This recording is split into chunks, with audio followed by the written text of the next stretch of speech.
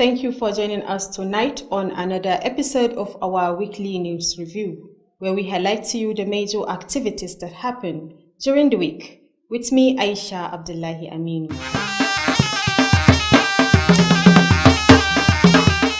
During the week under review, we reported to you that the work for the total renovation of Hafsatu Ahmad Model Arabic and Secondary School, Sokoto, is progressing steadily.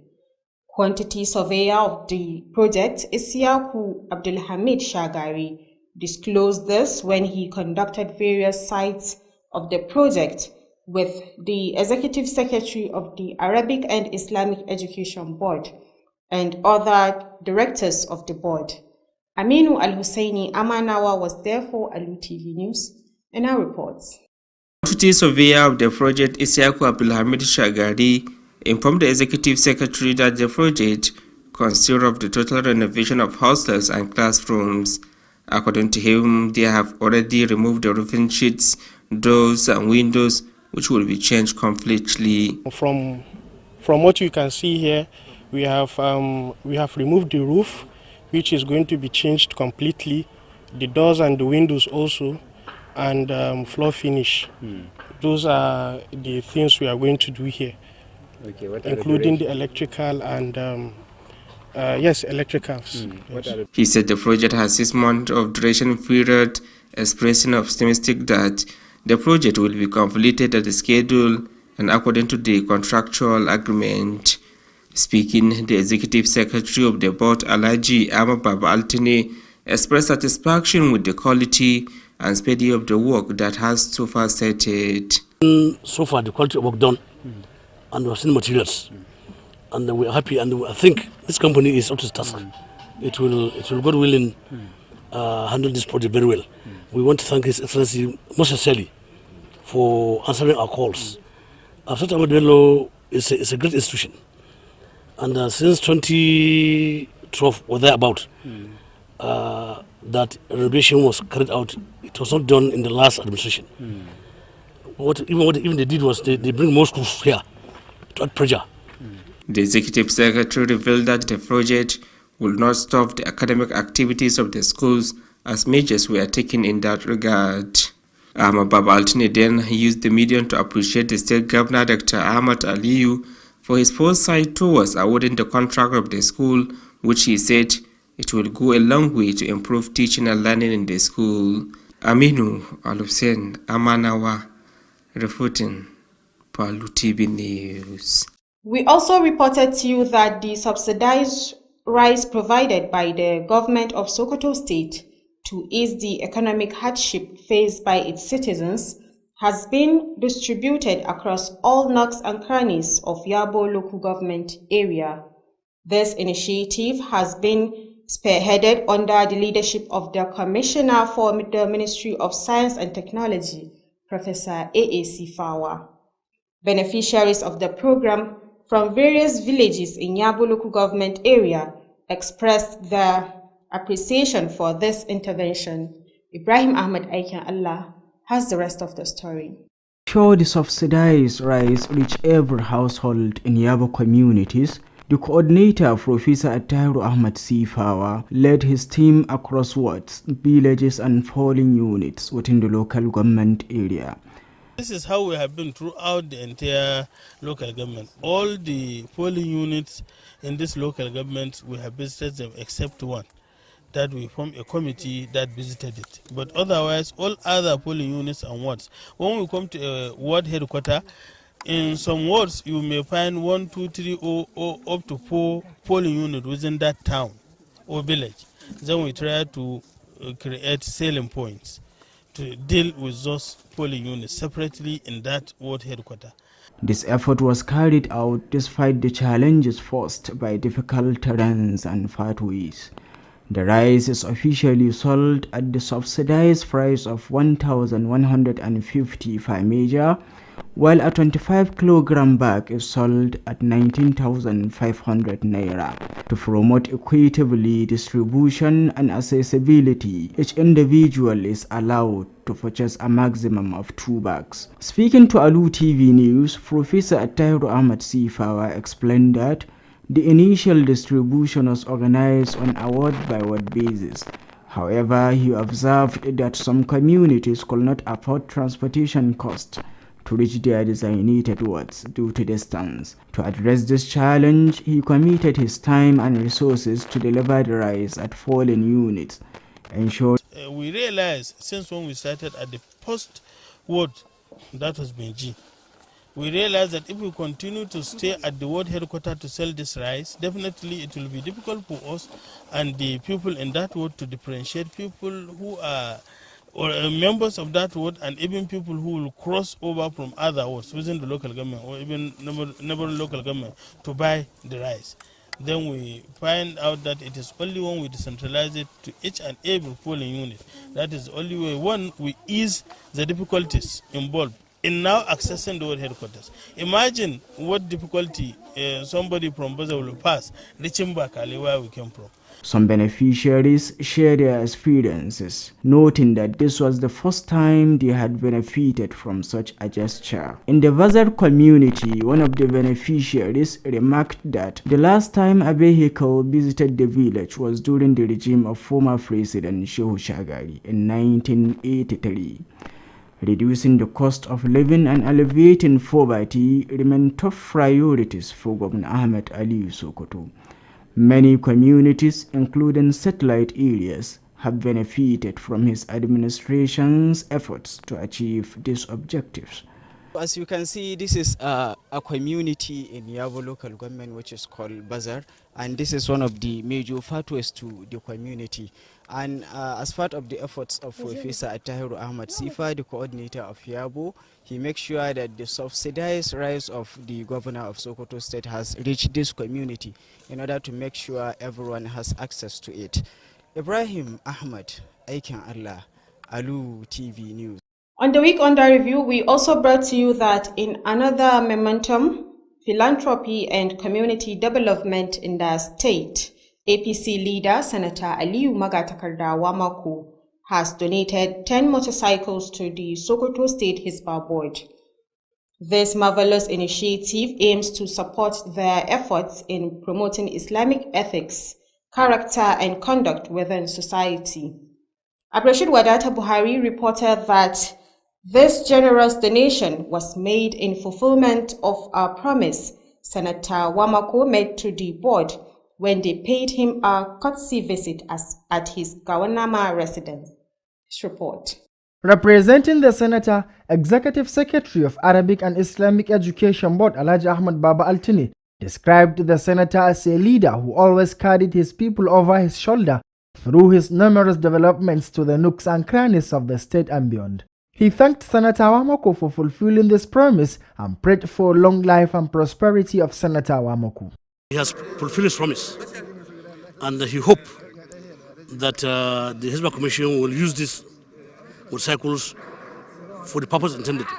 That is to work for the Commission, not to be riding. It will boost their patrol capability, and he hopes other people will now come out and donate.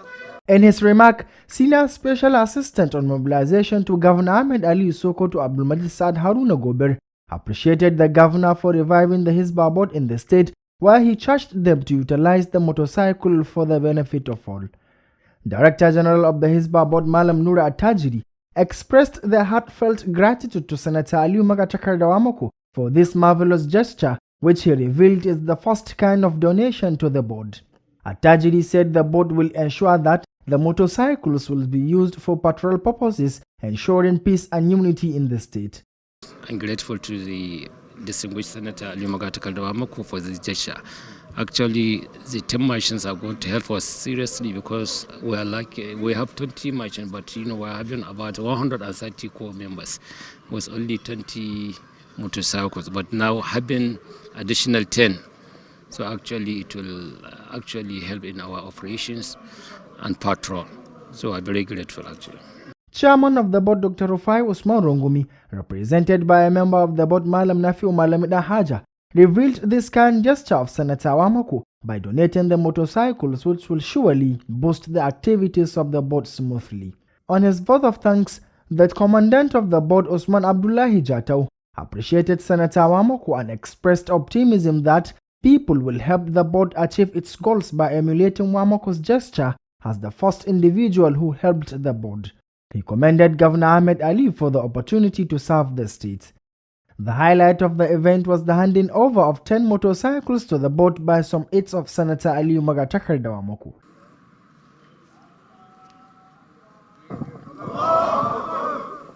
Abdurrashid Wadata Buhari, Alu TV News. However, from the week's review, we also brought to you that from now on, all the vehicles belonging to the Ministry of Science and Technology, Sokoto, will be taken to Idris Koko Technical College, Farfaru, for servicing and repairs.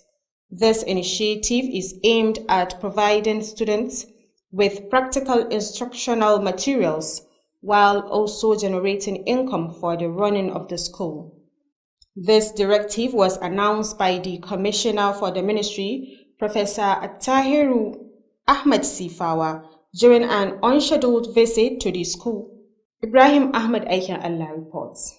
The Commissioner, Professor Attahiru Ahmed Sifawa, arrived at Idris Koko Technical College, Farfaru, Sokoto, some minutes after 7 o'clock a.m. to assess the attendance and punctuality of the school's management, staff and the student as he addressed the student during the morning assembly. At Nagarta College, and now you move here as a technical student rather than scientist. What do you want to study after graduation here? Which area? Electrical. What of you? During the visit, the Commissioner inspected the school premises, which included classrooms and workshops, and interacted with the student to identify their basic needs and challenges. He emphasized that addressing these issues will undoubtedly enhance the students' learning experience. The Commissioner is routine is an unscheduled visit which I paid to the college to see for myself the situation of the college and interact with both the students and teachers as well. The students, we met with him, he submitted the report to the ministry about the situation in the school, but it's just normal that I'm supposed to come here to pay this unscheduled visit. Alhamdulillah, we are lucky the administration of His Excellency Dr. Ahmed Ali FCNA is committed to education. You have seen many schools under the ministry are undergoing repair. And even this school is, or the renovation of this school is on the pipeline. Inshallah, it will soon be renovated. I would like to use this opportunity also to thank the old boys for coming to support the school. You can see some of the construction work going on, the repair of students' hostel and other things which the old boys are doing. I think they need to be commended. They have done the right thing, and even the principal is trying. I know. Furthermore, the Commissioner called on parents whose children have not yet resumed school to ensure their return, as academic activities has long been in progress. In his remarks, the principal of the college, Muhammad Sani, commended the Commissioner for the visit, stating that such leadership is exactly what the education sector needs. He expressed gratitude for the Commissioner's support and commitment.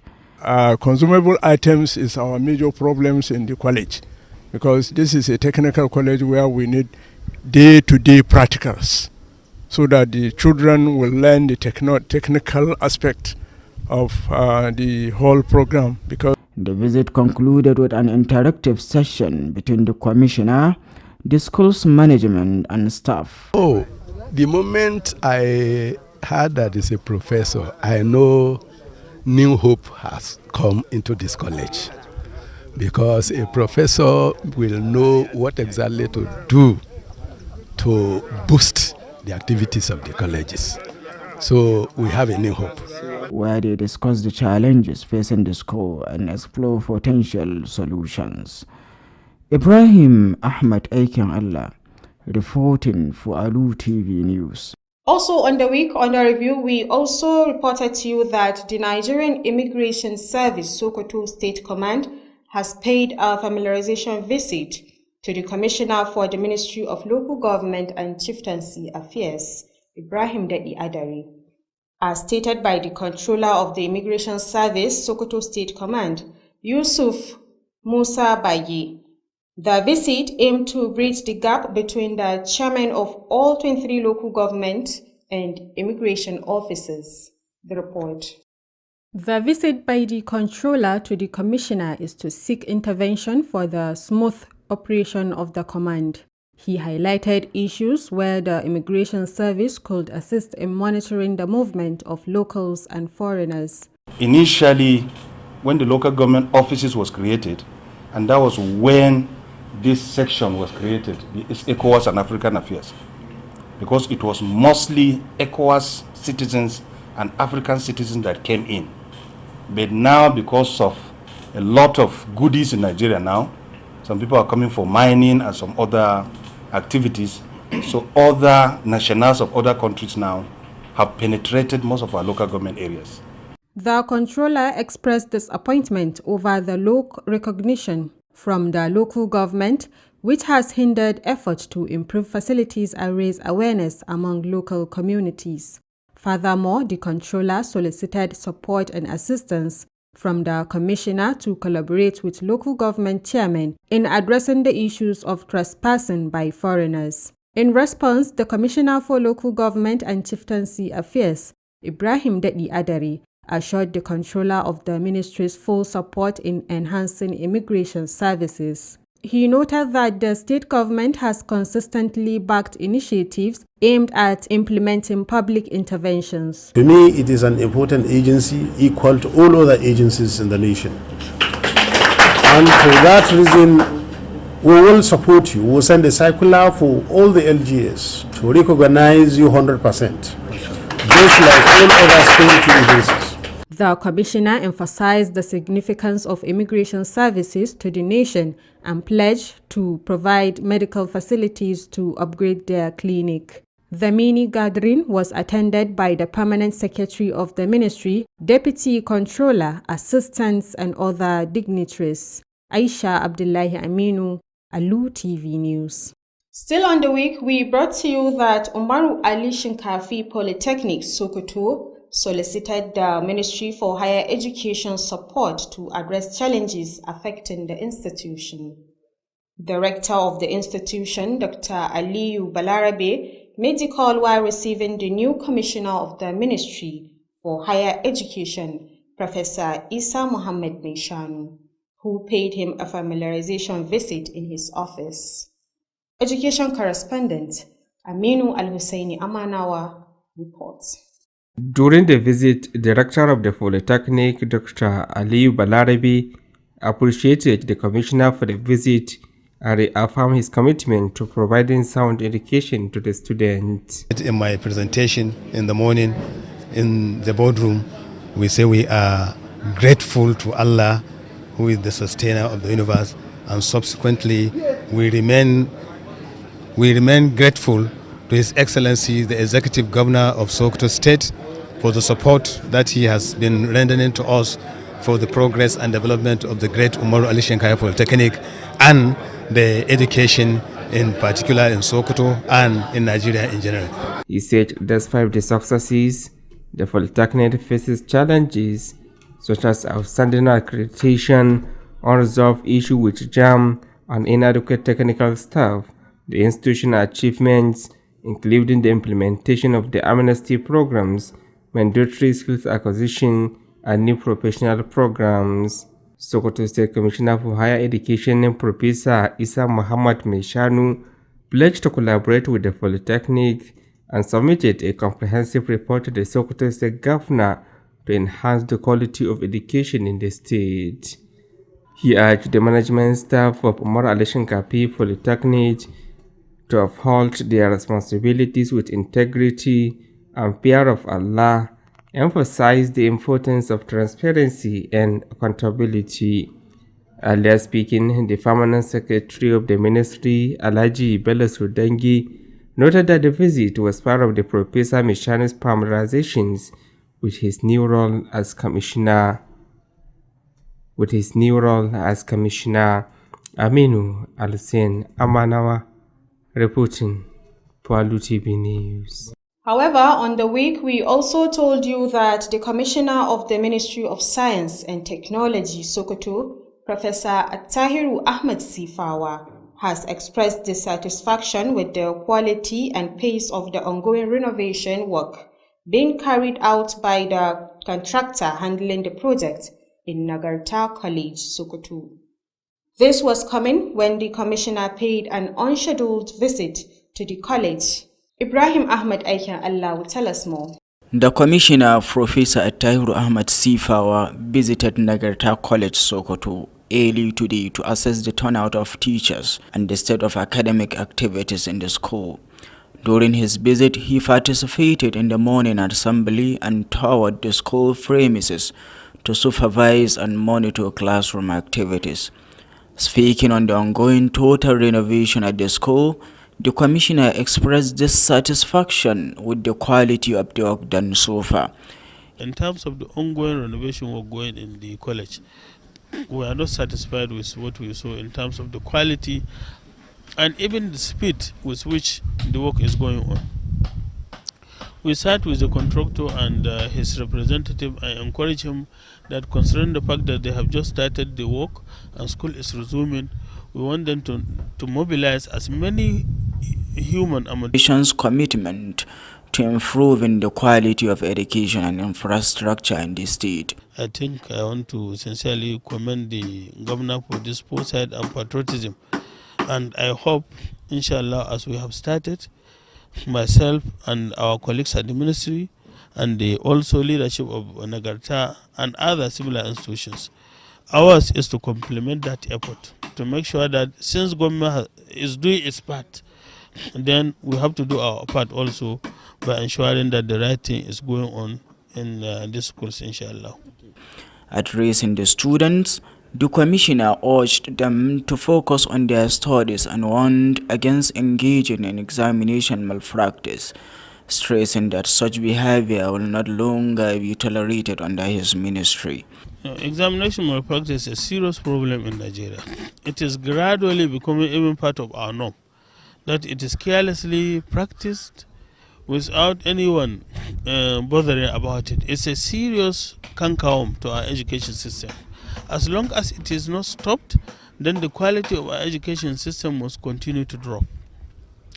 Remember, in the 70s and 80s, the quality of our education was high, but still we could not be able to develop then, because simply the quality of our education was not equal in terms of quality of education elsewhere around the world. That was why other countries with more solid education, like Singapore and the rest of them, including parts of Asia and Europe, they were able to beat us and arrive where they are today, simply because their education is a sound education system.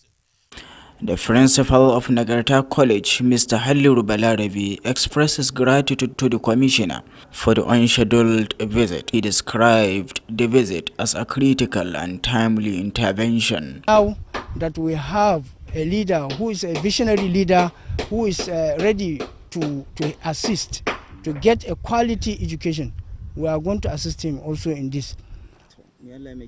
Nagarta College, Sokoto is established in 1905, one of the most renowned and historic institutions in the state, playing a significant role in the development of education in the region. Ibrahim Ahmed Aikan Allah, Alu TV News. During the week, we brought to you that Sokoto State Governor Ahmed Ali Sokoto has been commended for establishing the Sokoto State Community Guard School to get rid of criminal activities and banditry in the state. Controller, Nigerian Correctional Service, Sokoto State Command Headquarters, Lawal Idris Kusau, stated this when he paid a familiarization visit to Commander General Sokoto State Community Guard School, Colonel Musa Na Allah Idris, retired in his office. Nafisa Kabir Muhammad has the rest of the story. Controller Lawal explained that he was in the call to strengthen the relationship between the two sister agencies to end insecurity in Sokoto State. He also reiterated the need for communities to help security agencies with relevant information concerning security and other criminal activities in Sokoto State. In the 80s, because we have been together with him in the college at a secondary school, Kauran Namoda. And in the course of his visit to my office, we were able to identify ourselves as brothers and keepers. So this is why I told him I will still call back and meet him for a courtesy and personal relationship too, because we are now brothers, not only sister services. I am in fact happy to meet the caliber of office His Excellency Dr. Ahmad Aliyu Sokoto was able to meet for them, because the offices in fact are befitting. And this is the same office we are expecting in such a caliber of any security service organization. And the office is good to go, and the men too are good to go. And we appreciate His Excellency for deeming it fit to establish this Sokoto State Community Guard with a view to add more security to the community and the populace of Sokoto State Command. Our appeal to the entire community is always to be submissive, cooperative, by giving relevant information to the agents or to the security bodies, because information is power. Without information, no matter how we want to work out, the community service guard want to work, they may find it tough. But by giving relevant information and supporting the community guard in whatever means, it will no doubt make the community guard progress and attain its achievement. And we believe we have seen so many impact of the services of the community guard physically, not through ordinary messages. Commander General Sokoto State Community Guards Corps, Colonel Musa Na Allah Idris, retired, expressed his happiness on the visit and promised to work harmoniously with the command for the victory in securing Sokoto State and its citizens as needed by the state government. Actually, I feel good because he has extended the relationship, and by his visit, this we continue to have the same synergy that have been existing. Then with his coming here now, it shows that the cooperation, the collaboration we are seeking, it has started yielding. I think it's a good one. I am Nafisa Kabiru Muhammad reporting for Alu TV News. With this report of Nafisa, we've come to the end of our weekly news review of this week. Be with us next week for another fresh episode of our weekly news review. On behalf of the news producer and the entire production team, my name is Aisha Abdullahi Aminu saying stay tuned for the Hausa version coming up shortly. Thank you for watching.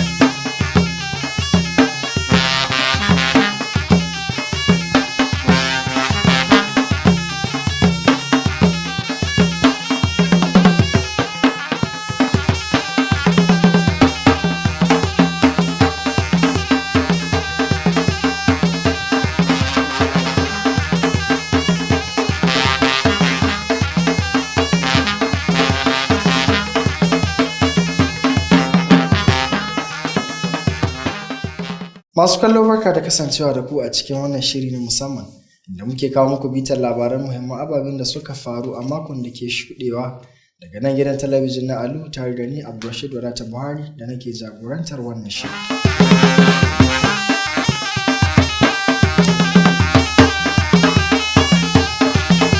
To a wannan mako ma kamar kullum za mu soma da labarin da ke cewa aikin nan na sake gyaran makarantar kwalejin mata ta Hafsatu Ahmadu da ke jihar Sokoto an bayyana cewa yana tafiya yadda ya kamata. Mai sanya ido game da ingancin wannan aiki da ake gudanarwa Ishaq Abdulhamid Shagari shine ya bayyana haka a lokacin da ya kai ziyarar ganewa idonsa yadda aikin yake gudana tare da babban sakataren hukumar ilimin larabci da kuma addinin musulunci ta jihar Sokoto da wasu daga cikin daraktocin wannan hukumar. Wakilin bangaren ilimi Aminu Hussein Amanawa yana dauke da cikin wannan rahoton. Injiniyan da ke kula da gudanar da aikin Isyaku Abdulhamid Shagari ya shaidawa sakataren zartaswan hukumar cewa aikin ya kunshi gyara na dakunan karatu da ma dakunan kwana na ɗaliban. A cewarsa yanzu haka tuni da suka riga suka cire dukkanin rufin da ke kan ginin bai ga tagogi da kuma kofofin da tuni da aka riga da aka cire domin canzawa.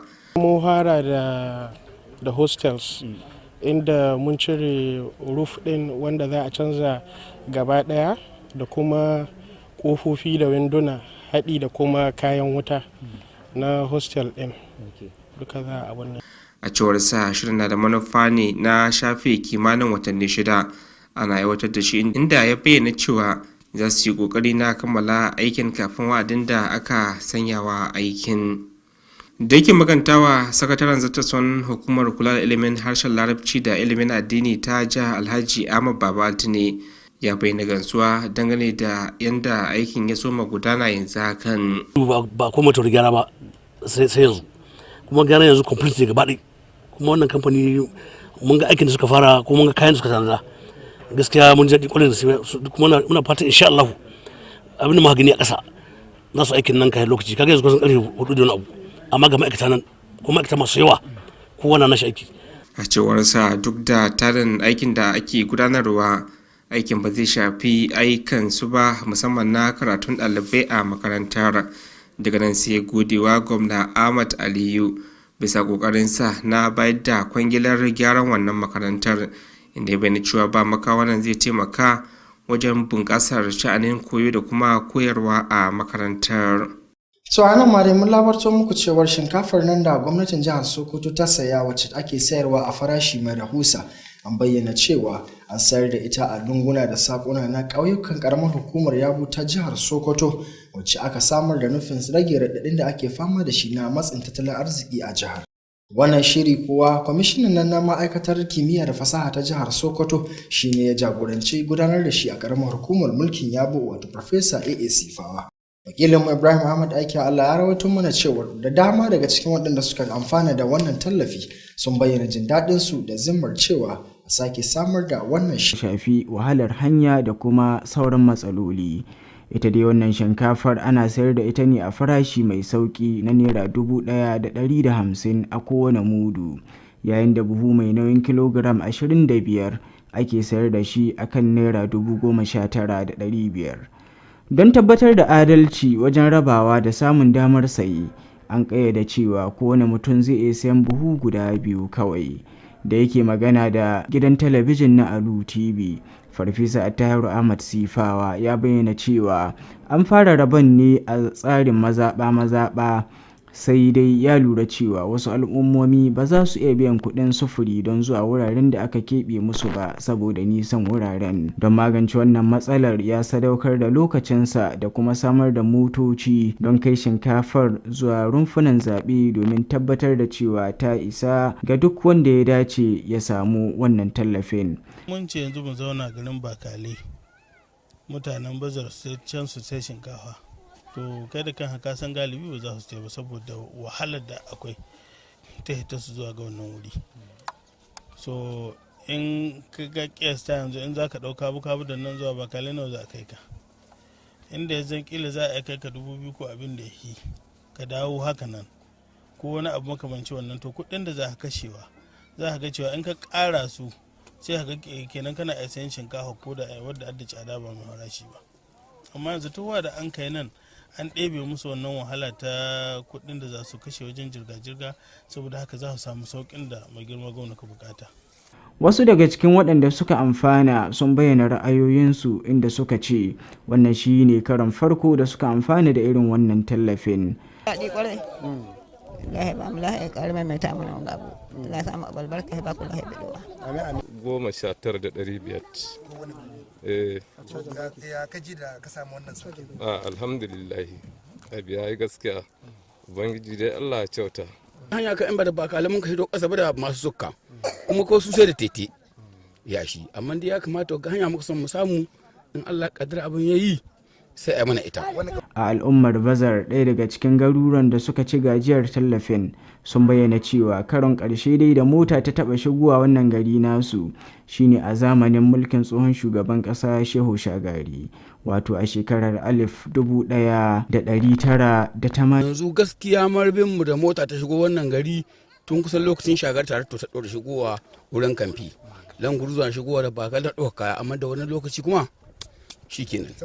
Rage tsadar rayuwa dai da kuma kawar da talauci suna daga cikin abubuwan da ke a sahun gaba na muradun gwamna Ahmad Aliyu Sokoto. Al'ummomi da dama ciki har da yankunan karkara sun ci gajiyar kokarin gwamnatinsa wajen cimma waɗannan manufofi. Ibrahim Ahmad aikin Allah, labarun Alu TV. Sau duka makon da ke shiɗewa dai mun labartar muku cewar a wani gagarumin ci gaba da kuma gudanar da ayyukan samar da ingantaccen rayuwa ga al'ummar jihar Sokoto, jagoran na jam'iyyar APC Sanata Aliyu Magatakardawa Mako ya bayar da tallafin babura 10 zuwa ga hukumar Hizba ta jihar Sokoto. Wannan gagarumin shirin da an samar da shi ne domin tallafawa aikin da suke yi wurin ganin cewa sun farfado da kyakkyawan al'adu da kuma ɗabi'un addinin musulunci a cikin al'umma musamman a jihar Sokoto. Wakilin ma rawaito mana cewar wannan gagarumin shirin dai an gudanar da shi ne bisa ga cika wani alkawali da Sanata Aliyu Mako ya yi wa wannan hukumar a lokacin da suka kai masa ziyara a gidansa da ke unguwar Gawan Nama ta jihar Sokoto. Ga rahoton. Wakilin Sanata Mako, wanda yake kuma babban sakataren hukumar ilimin Larabci da kuma addinin Musulunci ta jihar Sokoto, Alhaji Ahmad Baba Altine, ya bayyana Sanata Mako a matsayin jagora wanda a koyaushe yake ɗauke da magoya bayansa ta hanyar ɗimbin ababen ci gaba da yake samarwa a lunguna da sakunan jihar Sokoto da ma wuce jihar Sokoto.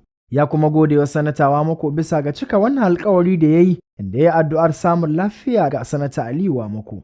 Kasan zo rishi suka mai ziyarar bangirma, ya musa alkawari zai taimaka musu da abin hawa don ƙara musu ƙarfin gwiwa, don kasan harkar tsaro ta kowa ce, sannan abubuwan da aka ba su ba su su ba. A ce karamar kuma guda 23 da warwar kusan 200 na abu to ka sa bukatar kayan aiki to shi na ya fara gwada mutane to shi ya bada nashi da Allah jama'a su bada nasu don a taimaka ma Hizba ta cimma gurinta. A nasa jawabin kuwa babban mai taimakawa gwamnan jihar Sokoto Ahmed Aliyu kan wayar da jama'a Abdulmajid Sa'ad Haruna Gobir ya yi godiya zuwa ga gwamnan jihar bisa ga farfadowa da hukumar ta Hizba da ya yi a jihar, inda ya yi kira gare su da su yi amfani da waɗannan ababen hawa domin amfanin al'umma. Babban daraktan wannan hukuma Malam Nura Attajiri ya bayyana gagarumar godiyarsu zuwa ga Sanata Aliyu Magatakardawa Mako akan wannan gagarumin ci gaba da ya samar musu, inda ya bayyana cewa wannan ne karo na farko da hukumar ta fara samun tallafi. Attajiri ya bayyana cewa hukumar tasu za ta yi amfani da waɗannan ababen hawa domin rangadi wanda ke tabbatar da samar da zaman lafiya da kuma haɗin kai ga al'ummar jihar Sokoto. Ba shakka muna cike da farin ciki wanda yau duk wani ma'aikaci ko member zai kwana da farin ciki na samun irin wannan tallafi ga wannan hukuma irinsa na farko. Domin lokacin da muka kawo ziyara nan mai girma gwamna sanata ya yi alkawalin zai ba da wayannan baburan kuma cikin ikon Allah tare da duk hidimomi yanzu ma bai nan amma kuma ba da umarni a bashi su domin a ƙara samun kayan aiki dama haka ya ce. Shugaban hukumar Hizba na jihar Sokoto Dr. Usman Rufai Rungumi, wanda mamban sai wakilta Mallam Nafi'u Malami Dan Haja, ya yi jinjina zuwa ga Sanata Aliyu Mako bisa ga wannan kokari na taimakawa hukumar da ababen hawa, wanda ya tabbatar da cewa wannan taimakon zai taimakawa hukumar wurin gudanar da ayyukanta a cikin sauki. Da yake gabatar da sakon godiya kuwa, kwamandan hukumar ta Hizba ta jihar Sokoto Usman Abdullahi Jatau ya yi jinjina zuwa ga Sanata Aliyu Magatakardawa Mako, inda ya bayyana fatansa cewa mutane za su taimaka wa wannan hukuma ta hanyar kwaikwayon Sanatawa Mako bisa ga gagarumin ci gaban da ya samar ga hukumar. Ya kuma yi jinjina zuwa ga gwamnan jihar Sokoto da ya ba shi dama domin yin aiki ga jihar. Daga cikin muhimman ababen da suka faru a wurin wannan taron dai ya kasance hannunta waɗannan mashina 10 zuwa ga hukumar, wanda waɗansu daga cikin masu taimakawa sanata Aliyu Wamako suka jagoranta.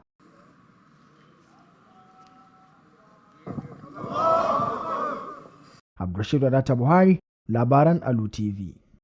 So duka a makon da ke karewa ne mun labarto muku cewar duka daukacin motocin da suke karkashin ma'aikatar kimiyya da fasaha ta jihar Sokoto za a rika kai su ne a kwalejin kimiyya ta Idris Koko da ke Farfaru domin gyara da kuma duba lafiyarsu. Wannan shirin dai an yi shi ne da zimmar tabbatar da cewa ɗaliban da ke wannan kwalejin sun samu ilimin gudanar da wannan aiki na kimiyya da fasaha kuma samar da kuɗin shiga ga wannan makarantar. Wakilin mu Ibrahim Ahmad Aikin Allah ya rawaito mana cewar kwamishinan ma'aikatar kimiyya da fasaha Farfesa A.A. Sifawa shine bayar da wannan umarnin lokacin da ya kai ziyara a wannan makarantar. Ga rahoton.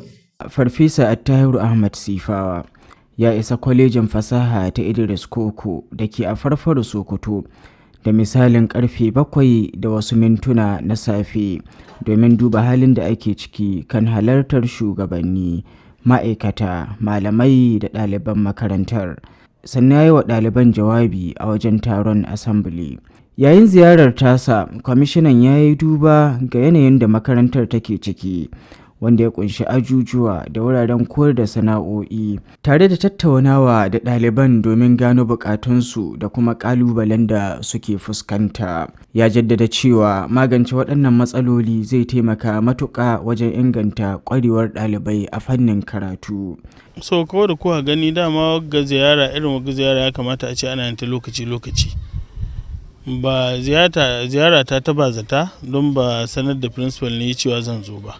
Da in na ce zan zo to zan iske shi da duk malamai ne, har some of them waɗanda ka kwanan sahi zan isko su nan. Amma lokacin da ban haɗa muku zan zo ba to sannan na gane lallai malaman da an ma'aikata na gaskiya. Lokacin da ni dawo jibi bayan sati guda ko biyu sake dawowa, da nan huskokin da naka iskowa na san suna an ma'aikatan suna ka towa aiki. Kwamishinan ya nuna damuwarsa kan al'adar kai motocin ma'aikatar zuwa wuraren gyara na waje. Alhali kwalejin fasahar na da ƙwararrun ma'aikata da za su iya gudanar da ayyukan gyare-gyaren. Yanzu nan cikin makaranta gaba ce wai mota ta lalace a kai wani wuri gyara, ko suna son tebur ko wata kujera wai a sau wani wuri, ya kamata dole su yi ta nan. So saboda haka tun da suna iyawa insha Allah za mu yi supporting din sai da za a ribabin abubuwan nan ya zan ɗalibai suna koyo, sannan kuma har na ministry insha Allah duk wata mota da za a gyara ta ministry to nan mun kayo da ita, provided na tasking din su inda suna iya suna da competence mu kuma will support them. Babu dalilin da zai sa a ɗauki motar ministry of science and technology akwai workshop na wai akai wani wurin gyara. Ya bayyana cewa dole ne motocin ma'aikatar kimiyya da fasaha ta jihar Sokoto, haɗi ma da sauran ma'aikatocin gwamnati da ke jihar Sokoto su dinga samun gyara a wannan kwalejin ƙere-ƙere da ke Sokoto. Bugu da ƙari, kwamishinan ya yi kira ga iyaye da har yanzu 'ya'yansu ba su koma makaranta ba da su tabbatar da sun koma makaranta, domin harkar koyarwa da ɗaukar karatu ta riga ta soma da daɗewa. A jawabinsa, shugaban makarantar Muhammad Sani Sule ya yaba kwamishinan bisa wannan ziyarar, yana mai cewa irin wannan jagorancin shine abin da ake bukata a ɓangaren ilimi.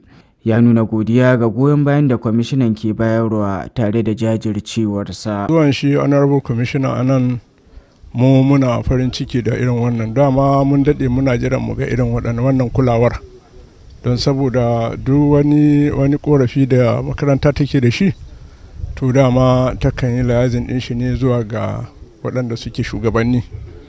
To kuma alhamdulillahi tunda maimakon ma mu mu ce ga wani abu shi ma da kanshi ya zo ya gani, to alhamdulillahi.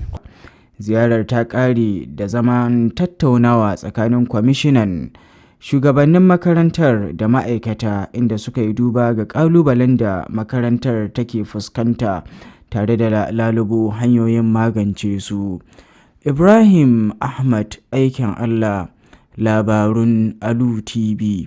To a nan ma dai mun labarto muku cewar hukumar nan mai kula da shige da fice ta Najeriya wato immigration a turance ta kai ziyara ga ofishin kwamishinan ƙananan hukumomi da kuma masarautu na jihar Sokoto wato Ibrahim Dade a dare.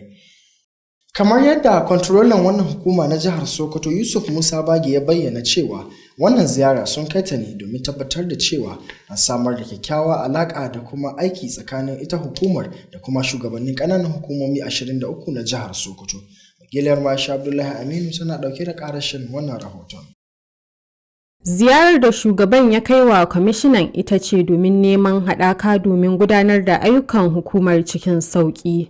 Ya bayyana batutuwan da ke buƙatar kulawa daga hukumar kula da shige da fice ta yadda za ta iya bayar da gudunmawa wajen sa ido kan zirga-zirgar al'ummar yankin da baƙin haure. Kawai dai alfarma muka zo nema kuma mu kawo gaisuwa ga shi kwamishina, kawo masa gaisuwan ban girma da kuma ziyarce shi daga Nigeria Immigration Service na nan Sokoto State Command, kuma mu nemi alfarma gare shi ya taimaka mana ya yi magana da ciyamomi na local government tun shine kwamishina na ma'aikatan local government gaba ɗaya, saboda al'amuran abubuwan da ke faruwa a local government a ringa shigar da jama'an mu saboda mahimmancin su suma da aikin da suke a nan local government, don gaba ɗaya a local government nan suna aiki gaba ɗaya da other security agents. Shugaban ya nuna rashin jin daɗin kan rashin karramawar da wasu ƙananan hukumomi ke yi ma hukumar, wanda ya kawo cikas ga ƙoƙarinsu na inganta kayan aiki da wayar da kan al'ummar yankin. Bugu da ƙari, shugaban ya nemi goyon baya da taimako daga kwamishinan domin haɗa kai da shugabannin ƙananan hukumomi wajen magance matsalar taka dokar shige da fice daga ƙasashen waje. Da yake mayar da nashi jawabin, kwamishinan ma'aikatar kula da ƙananan hukumomi da masarautu Ibrahim Daɗi Adare ya bayar da tabbacin cewa za su bayar da cikakken goyon bayansu ga hukumar domin inganta harkokin shiga da fice. Ya yi nuni da cewa gwamnatin jihar tana tsaye wurin samar da tsare-tsare da nufin aiwatar da ayyukan da jama'a za su amfana. Kwamishinan ya jaddada muhimmancin hukumar shige da fice ga al'ummar ƙasar tare da yin alkawarin samar da kayayyakin kiwon lafiya don inganta asibitocinsu. Abu na wanda ya kamata a ce an duba shi, kuma da yarda Allah za mu ba da kulawa da za ta sa duk ciyamomin da muke da su 23 su yi kokari su haɗa ƙarfi da ku domin ku isar da ayyukanku. Ayyukanku suna da muhimmanci gare mu, kuma ayyukanku ayyukanmu ne, don haka za mu tabbatar da mu ba ku goyon baya domin ku iyar da ayyukanku. Duk wani mutum ko wata ma'aikata ko wani organization wanda yake buƙatar haɗa ƙarfi da mu domin shi aikin shi, wanda aikin shi aikin mu ne, to za mu haɗa ƙarfi a yi wannan. Da yarda Allah za mu ba ku dukkan goyon bayan da ya kamata. Taron ya samu halartar babban sakatare na ma'aikatar, mataimakin shugaban hukumar shige da fice ta ƙasa reshen jihar Sokoto, sauran mataimaka da ma sauran manyan baƙi. Aisha Abdullahi Aminu, labarun Alu TV. To idan muka waiwaya bangaren ilimi kuwa mun labartar muku cewar kwalejin kimiyya da fasaha ta Umaru Ali Shinkafi da ke jihar Sokoto ta nemi tallafi da kuma goyon bayan ma'aikatar kula da ilimi mai zurfi ta jihar Sokoto domin tabbatar da cewa an shawo kan matsalolin da kwalejin take fama da su.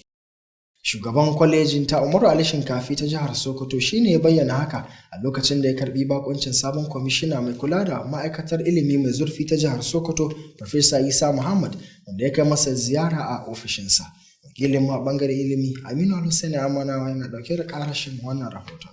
Yayin ziyarar shugaban kwalejin ta kimiyya da fasaha ta Umaru Ali Shinkafi, Dr. Aliyu Balarabe ya ba ma kwamishinan bisa ziyarar, inda ba shi tabbacin cewa kwalejin za ta ci gaba da kokari ganin cewa ta samar da ingantaccen ilimi ga ɗaliban jihar Sokoto.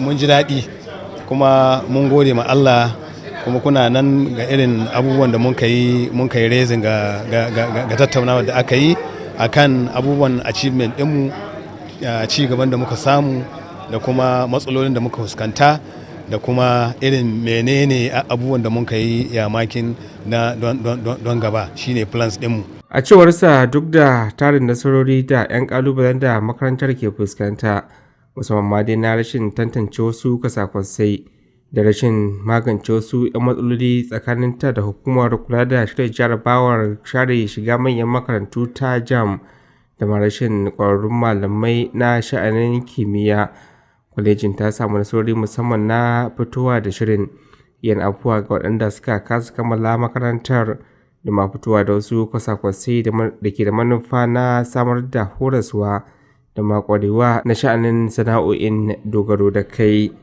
Da yake magantawa kwamishinan kula da ilimi mai zurfi na jihar Sokoto Farfesa Isa Muhammad Mai Shanu ya bayyana cewa ma'aikatar za ta haɗa gwiwa da kwalejin ta kimiyya da fasaha domin rubuta wani rahoto na musamman domin isarwa ga gwamna Ahmad Aliyu domin inganta da ma duba hanyoyin da za a samar da ingantaccen ilimi ga al'ummar jihar Sokoto.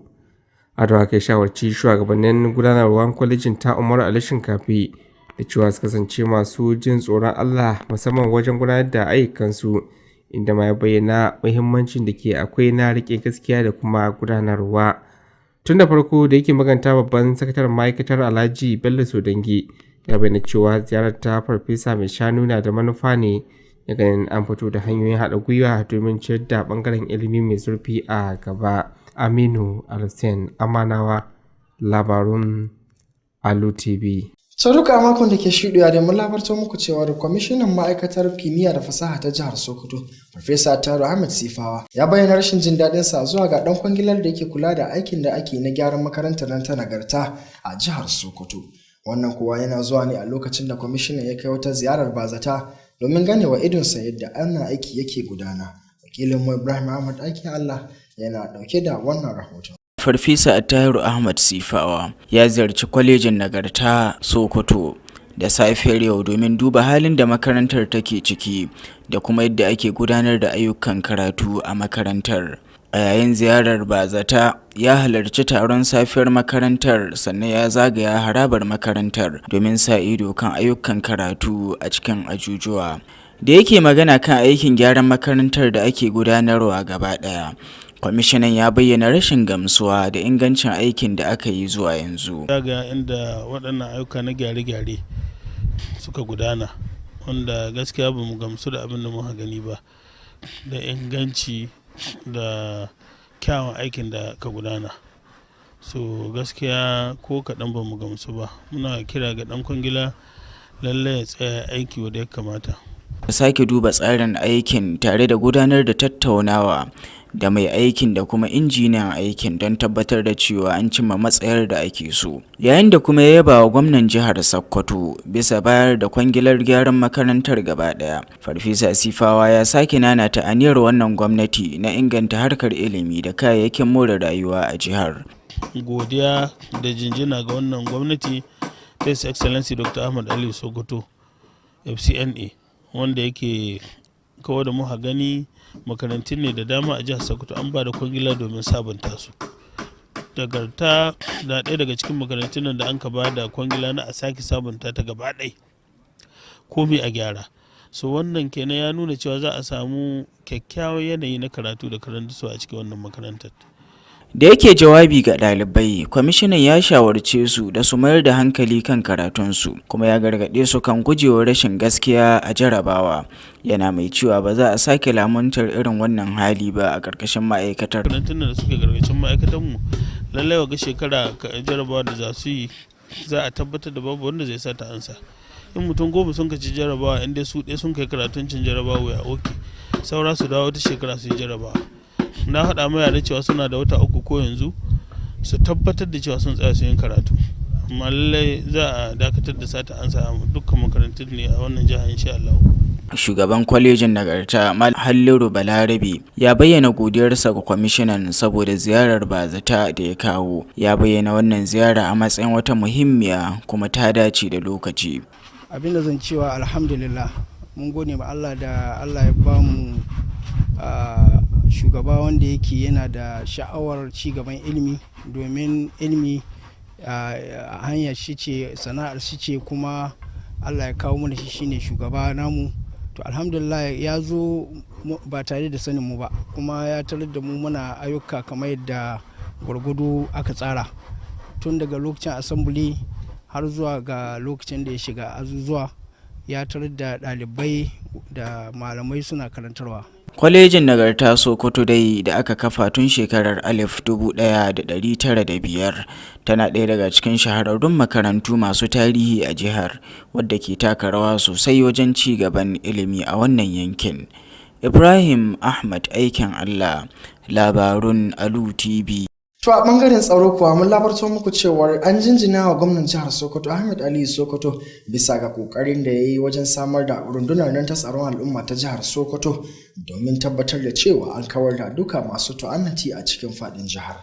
Shugaban hukumar gyara hali ta ƙasa reshen jihar Sokoto Idris Lawal Gusau shine bayyana haka a lokacin da yake ziyara a ofishin kwamandan wannan hukuma ta samar da tsaro ta al'umma ta jihar Sokoto. Gilayar Nafisa Kabiru Muhammad tana dauke da karashin wannan rahoton. Controller Lawal ya bayyana cewar ya je ne hukumar domin karfafa alakar da ke tsakanin hukumomin biyu wajen ganin an kawo ƙarshen matsalar rashin tsaro a jihar Sokoto. Ya kuma nanata buƙatar da ke akwai ga al'umma da su taimaka ma hukumomin tsaro da bayanai masu alfanu waɗanda ke da alaƙa da sha'anin tsaro da sauran miyagun ayyukan laifi a jihar Sokoto. Lokacin da ya je ya same ni a matsayin kwatasi, alaƙa da muka fahimci cewa ai makaranta ma guda mun kai. Wannan makarantar kotun ba ma mu shiga aikin ba, bai shiga ba, ban shiga ba. So na farko na zo nan ne domin in ziyara ofis, in ga ofis nashi, in san inda yake aiki kamar da san inda nake aiki. Na biyu kuma zumunci na al'ada wanda ya kamata ya dace mu ci gaba da yi, wanda ko da aikin ko babu ya wajibi ne a zumunci, don shi ne zai karfafa aiki da kuma zumunci na rayuwa. Na farko ina son in jaddada godiyarmu ga His Excellency Dr. Ahmad Ali Sokoto, PhD, FCNA, akan yadda na isko wannan ofis. Wannan ofis dai gaskiya duk inda ake tunani ya kai ofis, kuma na isko ma'aikatan shi bisa kan aiki. A kirkiro wannan ma'aikata bisa hakikani ba karamin taimako ba ne ga mu sauran ma'aikata, domin yawan ma'aikatan da ke aiki na security services suna neman ƙarin jama'a wanda za su goya musu baya a harkar tsaro. To ba makawa wannan hukuma za ta ƙara ma Sokoto State ingancin tsaro, kuma mun gani a ƙasa.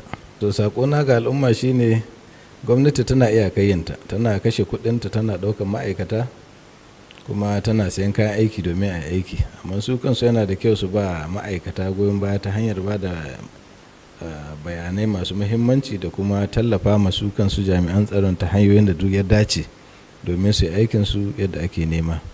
Babban kwamandan hukumar tsaron al'umma ta jihar Sokoto wato Community Guards, Kwanar Musa na Allah Idris, ya bayyana jin daɗinsa da farin cikinsa game da ziyarar, inda ya yi alkawarin yin aiki tare da hukumar domin samun nasarar baiwa jihar Sokoto tsaro da ma mazauna jihar kamar yadda gwamnatin jihar Sokoto ke bukata. Gaskiya na ji daɗin wannan ziyara da ya yi ta ƙarfafa gwiwa tsakanina da shi. A lokacin da na je wajen shi muka fahimci juna, kuma ya min alkawalin zai zo domin ya ga inda muka aiki da inda yadda ake gudanar da ayyukan. Zuwansa ya nuna mini cewa lalle akwai ci gaba na haɗin gwiwa da za mu yi na mai aiki, kuma ya ƙara mini ƙarfin gwiwa cewa mun ƙara samun kyakkyawar fahimta tsakaninmu. So wannan tattaunawa kamar yadda kace dogon tattaunawa duka mun yi shi ne akan ya za a samu ci gaba, mu yi aiki wanda mu za mu hitar da kanmu kunya, kuma za mu hitar da gwamna shi ma ya samu cin nasara akan aikin da dora mana na ganin cewa al'umma na jihar Sokoto sun kwanta idon su buɗe ba tare da wata matsala ba ta jin tsoro ko fargaban farmaki daga wasu mayagun ɗaya. Ƙarshen rahoton kenan. Nafisa Kabiru Muhammad, labaran Alu TV. So duka iya abin da muka samu damar kawo muku kenan a wannan makon, da fatar kun ji daɗin kasancewa da wannan shirin. Idan haka ne ku tarbe mu a wani mako domin jin muhimman ababen da za mu zo muku da su. A madadin waɗanda suke taimakawa domin ganin wannan shirin ya zo muku, musamman Bello Mamman da ke hidimar ɗaukan wannan shirin, sai Jamilu Musa Mai Shanu da ke hidimar tacewa da kuma haɗa wannan shirin. Ni Abdurrashid Wadata Buhari da ke cewa mu haɗu wani mako idan Allah ya kai mu.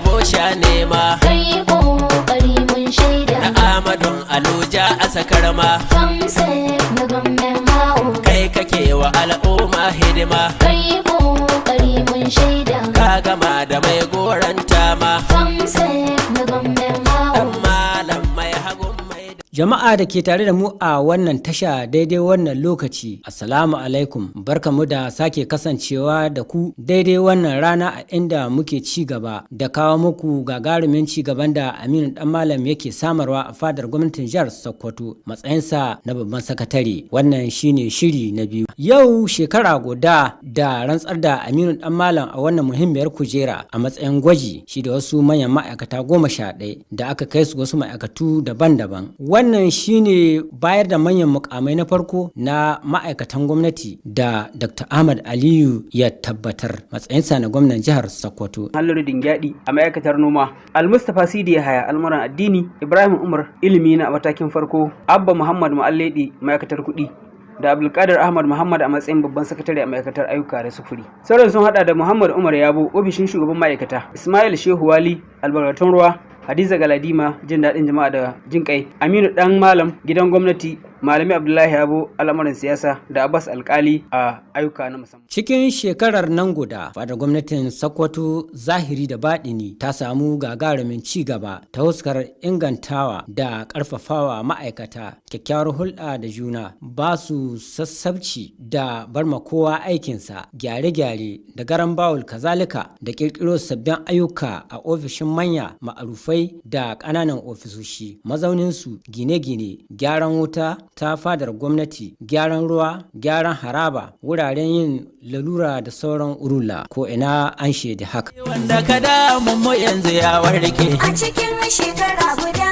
Sokoto ta gyaro yanzu ta yi hasake a cikin shekara guda Amadu ka kyautu in yi mata ke a cikin shekara guda ai dama hanya sanin ta sai falike a cikin shekara guda daga aluwa ka yi kokarin gaske a cikin shekara guda fannoni da yawa ka yo gyara a cikin shekara guda mun tabbata kai ka wuce gaban saura a cikin A takaice cikin shekarar nan guda, Aminu Dan Malam ya ire-iren waɗannan ayyuka da muka zayyano a sama, manya da ƙanana, sabbi da gyare-gyare har guda 773 tsakanin cikin fadar gwamnati da ƙananan masaukin baƙi wato bila-bila mallakar gwamnatin jihar Sokoto. Idan za mu kawo misalai akwai ofishin mataimakin gwamna da ke fadar gwamnati, a inda aka canza fasalin turakarsa, madakatar baƙi, ɗakin taronsa, kujerun zama, kai har da dardumomi da labulai. Haka ma kware-kware ɗakin taro na majalisun gwamna da ke fadar wato Bant House, harabarsa, wasu ɗakunan ganawa da kowane saƙo duk sun shaidi zama Aminu Dan Malam cikin shekarar nan guda. Bari mu ji daga bakin waɗansu ma'aikatan fadar gwamnatin jihar Sokoto da ke sassa daban-daban don jin yadda zamansu ya kasance da Aminu Dan Malam, halayyarsa da ci gaban da ya samar. Ga Ɗahiru Shehu Kofarini, ɗaya daga cikin masu kula da wasu ayyuka da aka aiwatar. Ladda Allah ya kawo famsa Dan Malam gidan ga da shawarar da bashi na game da ayyukan da aka yi na gidan gurgudu, ban taɓa zane faɗa mai kaza ba ya ce la ba ai sai dai ci mai ta yi. To har yanzu kuma ana yi ba bari an kai ba. Hatta da masallaci gashi nan an san tun lokacin Aminu Waziri shi na ruwa an yi gyara har Aminu ba wurin ya wuce ya ta yi, amma zuwa Dan Malam mun gyara masallaci yanzu da ikon Allah ya bar ruwa. Sannan ofis ɗin na mataimakin gwamna tun lokacin ba farashi ka ruwa, dokokin ta hau ta ya gyara har ta gaji ta bari, amma lokacin Dan Malam mun gyara shi biso ikon Allah ya bar ruwa. Sannan Dan Malam ya tole 4 a masallaci, amma yanzu an yi tole 12. Nan masallaci an yi 4, can bayan ofis an yi 4, can yamma an yi 2, nan gangare an yi 2, saboda mutane sun kwato irin taron da aka yi a wurin za a shiga toilet don mutane su lalwanta ba irin dole sai ka jira yan wanga hito wanga hito wanga shi koma ba. Sannan can sabon ofis na gwamna ko shi akwai inda wurare ka ruwa, kuma to Dan Malam ya yi tsayin gyara su. Akwai inda POP sun ka haɗu gwargwado duk an ka faɗa mai shi na ci a ta gyara, ni ko da ya ce do haka nan yanzu haka da na kama magana POP shekan jiya haɗu ne inda gwamna ka shiga shi ofis jiya ban dama, kuma yanzu haka mutanen na aiki ne yanzu haka ana aiki nan. Sannan biloli duk abin da aka kawo matsala in dai shi nan ko ba shi nan ya ban dama a taya ajiba kuma in da kira shi wani a taya a yi. Yanzu haka biloli na san ana tirimin, ana gyaran hukuwa, ana gyaran mi, kuma ya ba da damar cewa wadda muka wani cikin gida za mu bi can mai kankare inda babu inda akwai haƙƙi na haituwa, inda muna so mu shuka fulawoyi kuma shuka fulawoyi, inda za a sa wuta don mai wannan shawara da shi in Allah ya so kuma za mu ci waɗannan ayyuka. Sabon bila dole ma ba hannun mu take ba, tana hannun SG office, amma akan tsare da lalurar da yake ta gwamna in an ka faɗa mai babu rani da ko ta wata sai ya shi hudu a ce a gyara. To akan haka ne ina ga har gwamnati ji daɗin lamarin ya mun mai bilat.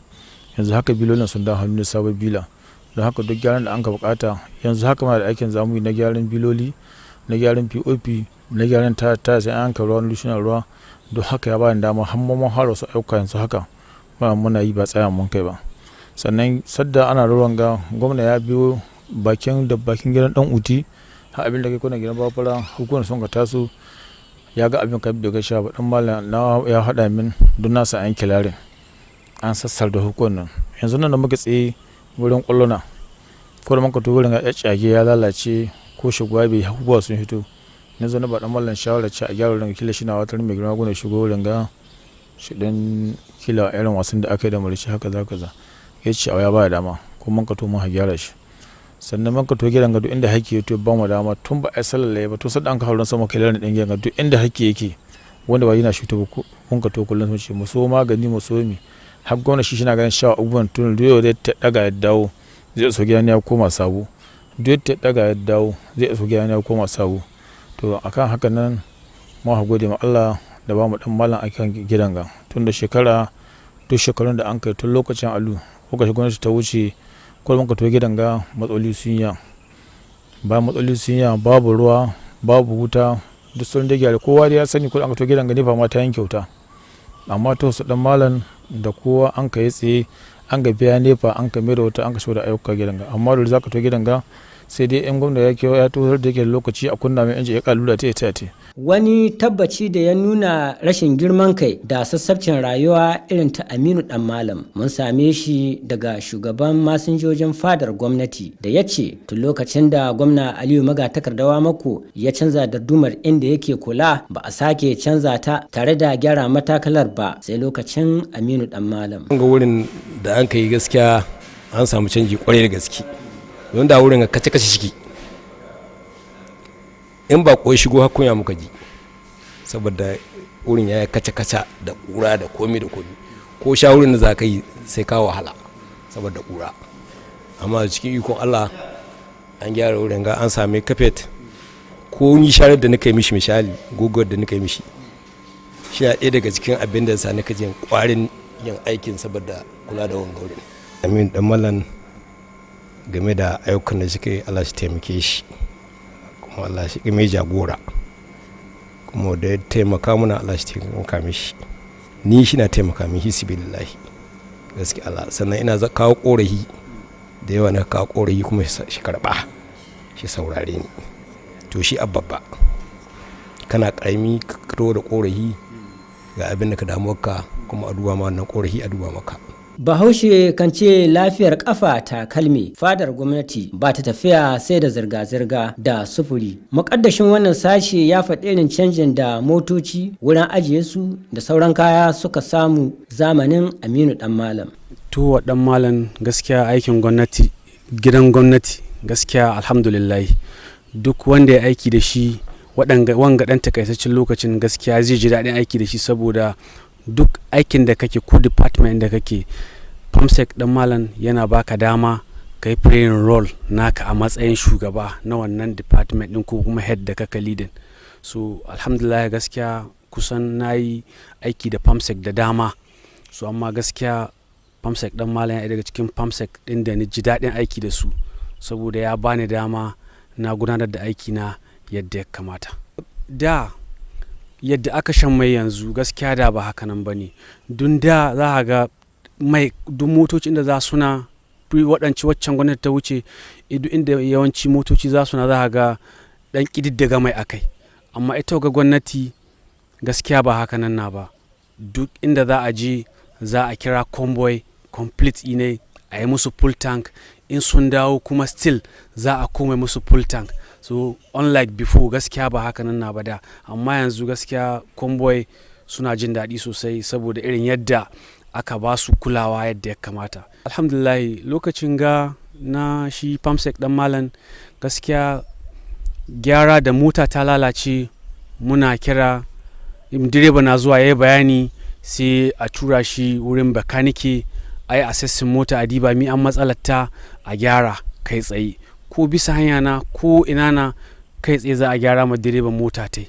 bisa gada da sai an tara gyara sannan a ta tura ga wasu dai nan motoci wadda ya kamata ta yi taya ba ta yi taya ba, amma yanzu da mota mutum ya ce kaza ya kaso to insha Allah cikin kankanin lokaci za a yi mai wannan abun kuma a wuce wurin. Akwai motocin da an ka waccan gwamnati ta aje lokacin ba a gyaran su gaskiya sun lalace, an ka to an ka aje su, waga gwamnati na towa karkashin shi jagorancin dan malam da muke pamsec nan government house gaskiya an sa an gyara su kuma gyara na kwarai, an ka aza su bisa hanya kuma sun ka ci gaba ɗauko baki kuma da ainihin convoy. An samu motoci yanzu kwarai da previous government gaskiya bisa gwamnatin da ta wuce, saboda haka gwamnati gaskiya ta saima ma'aikata motoci da dama kuma an ba su suna na hannunsu suna aiki da su na ainihin official aiki. Ina mai fata alkhairi, sannan waɗanga ayyukan alkhairi da shi kai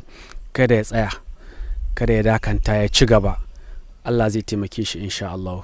Gudunmuwa ka korar yaƙi, in ji Bahaushe. Kan haka nasarorin da ake ta samu dole sai da ma'aikata manya da ƙanana. Mun sami zanta da jami'i mai kula da lamarin ƙanana da matsakaitan ma'aikata. To a gaskiya aiki da Famset Aminu dan Malam akwai darussa da za a koya kwarai daga ciki. Na farko haraka irin ta dattaku. Na biyu magana abin da ka yi wa a faɗi yana yiwuwa, wanda bai yiwuwa a bashi lokaci ko kuma a ta nuna bai yiwuwa, ma'ana dai hayyo magana da dattaku a gwargwado akwai wannan gare shi. Sannan na biyu wurin interacting wurin mu'amala da shi, duk aikin da an kayo wanda ya ga kuskure ciki to zai kira kai ce ma to akwai gyara, ka aminta in yi ma a matsayin gyara ko a bakka a matsayin wada kayo.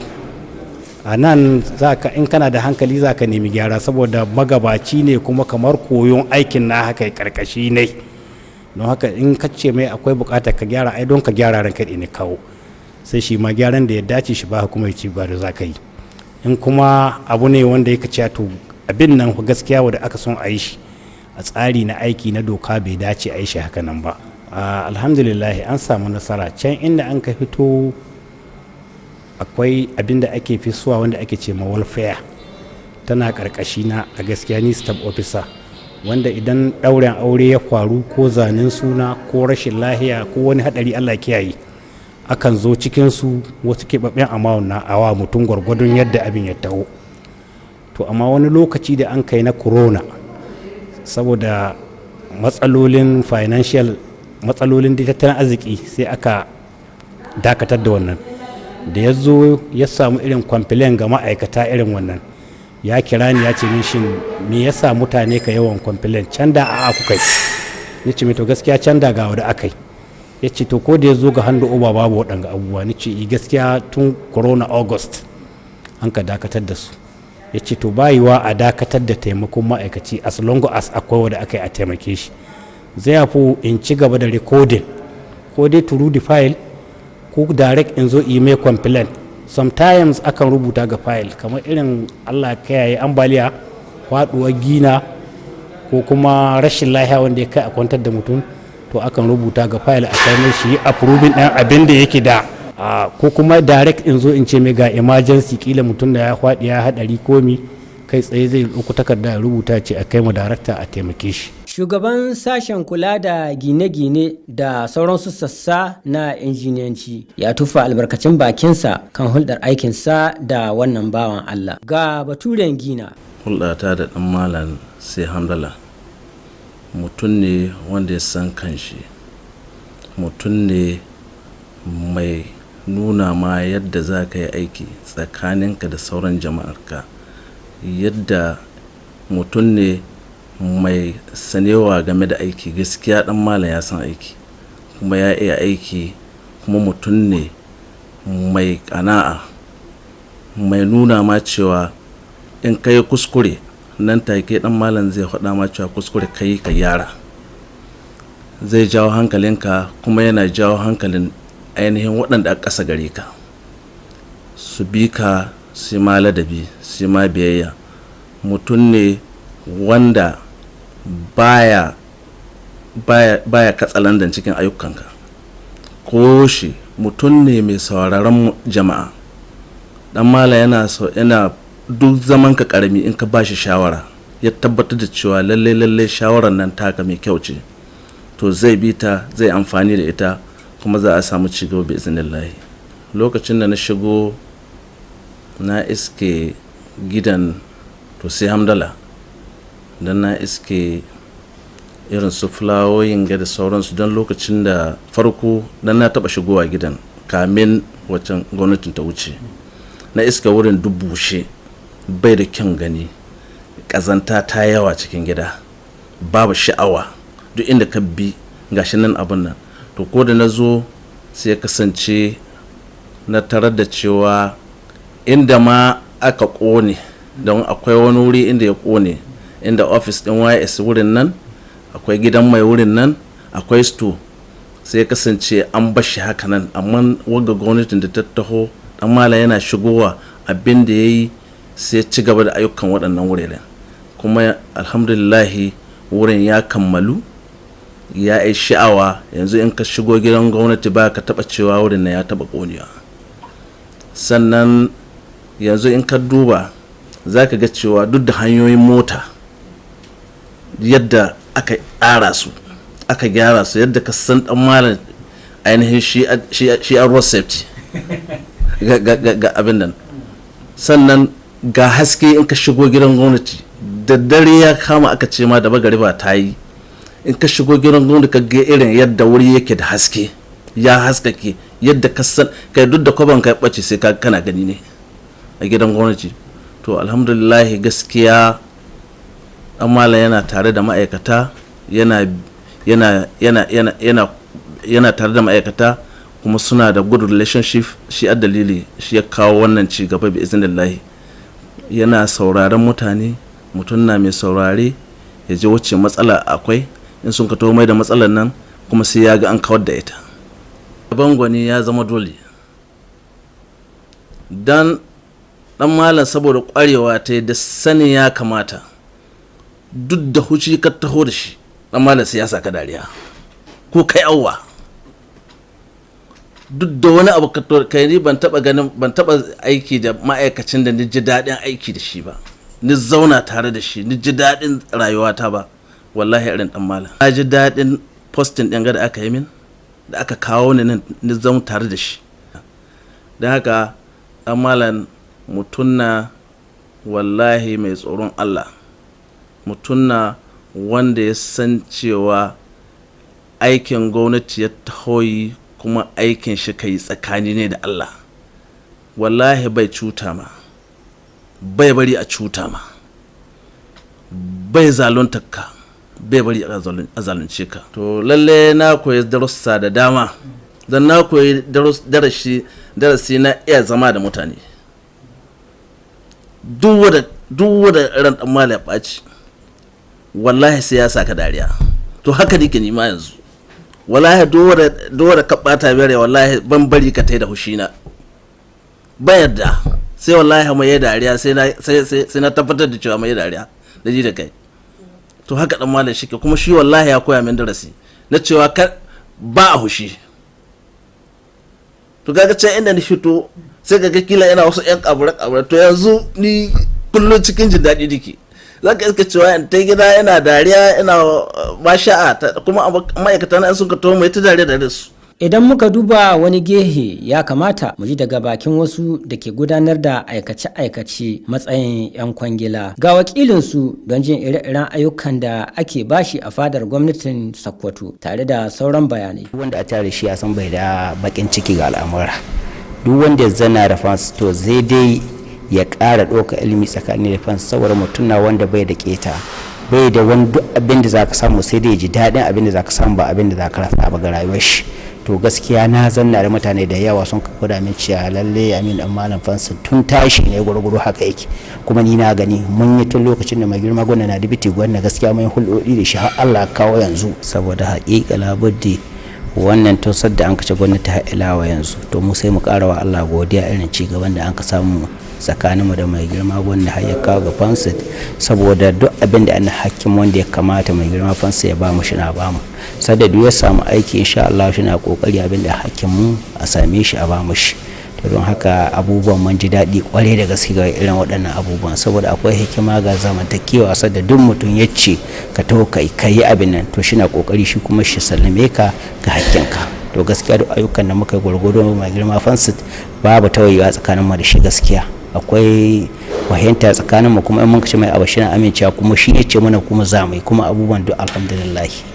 Ko yaya hulɗarsa take da mutane a waje ga injiniya Shehu Galam. Hakika duk wanda ya kusanci Aminu yana zama makusanci gare shi ya san mutum ne wanda ka tsantseni, babu gudun al'umma gare shi, duk wanda ka zo wajen shi hakika yana tarbanka ya saurare ka ya ji ya korahinka. In abin da aka shahe ma hawaye yana nan kai tsaye, wannan insha Allah zai shahe su.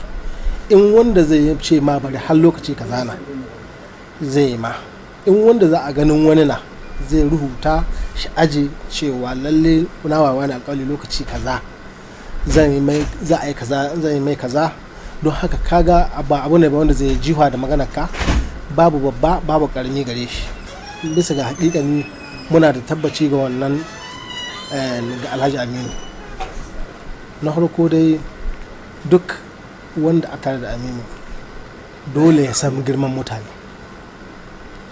Na biyu dole ya san wanga wana na wanga kanina na ga aka da mutane, kula da mutane, handling da su. Kaga wannan shi ma karatu ne, saboda in baka tare da masu tarbiyya babu za a yi ka tarbiyya. Mun koyi tarbiyya gare shi na wanda aka kula da mutane, ba a cewa kila wanga babba na wanga karami na. To waɗannan darussa na shi gaskiya mun koye su gare shi.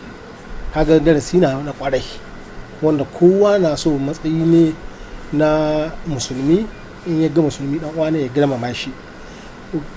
Ko yana zaune tare da mutane shina dumi da wasu wani to zai dan ce Allah ku bari in saurari wanga in jakila uzuri ne na dan kai tsaye na shi wuce, babu wani walakanta babu wani abu. To gaskiya mun koyi wannan gare shi. Ko a yawace-yawacen karatunsa Aminu dan Malam ya kasance mutum mai wasu halaye kafin yau. Kabiru Aliyu Farfarin Katsina tsohon abokin karatunsa ne a jami'a, kuma ya ce duk wanda ya zauna da Aminu dan Malam akwai qualities da ko ba ka san shi za ka yi magana a kansu. Outstanding quality na shi shine amana. Idan Aminu yana tare da kai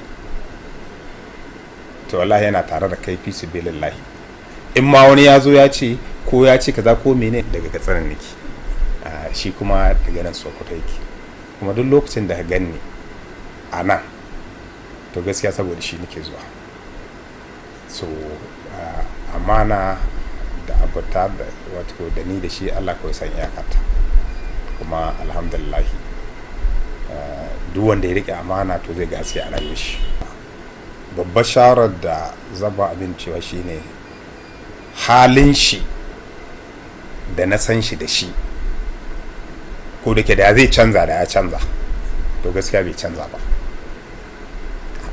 Na daidai baya ga amana na Aminu yana da rikon ibada, yana da rikon addini shi, kuma na riga na san cewa wannan wani al'amari ne, tarbiyya ce da ya taura ita ga gida.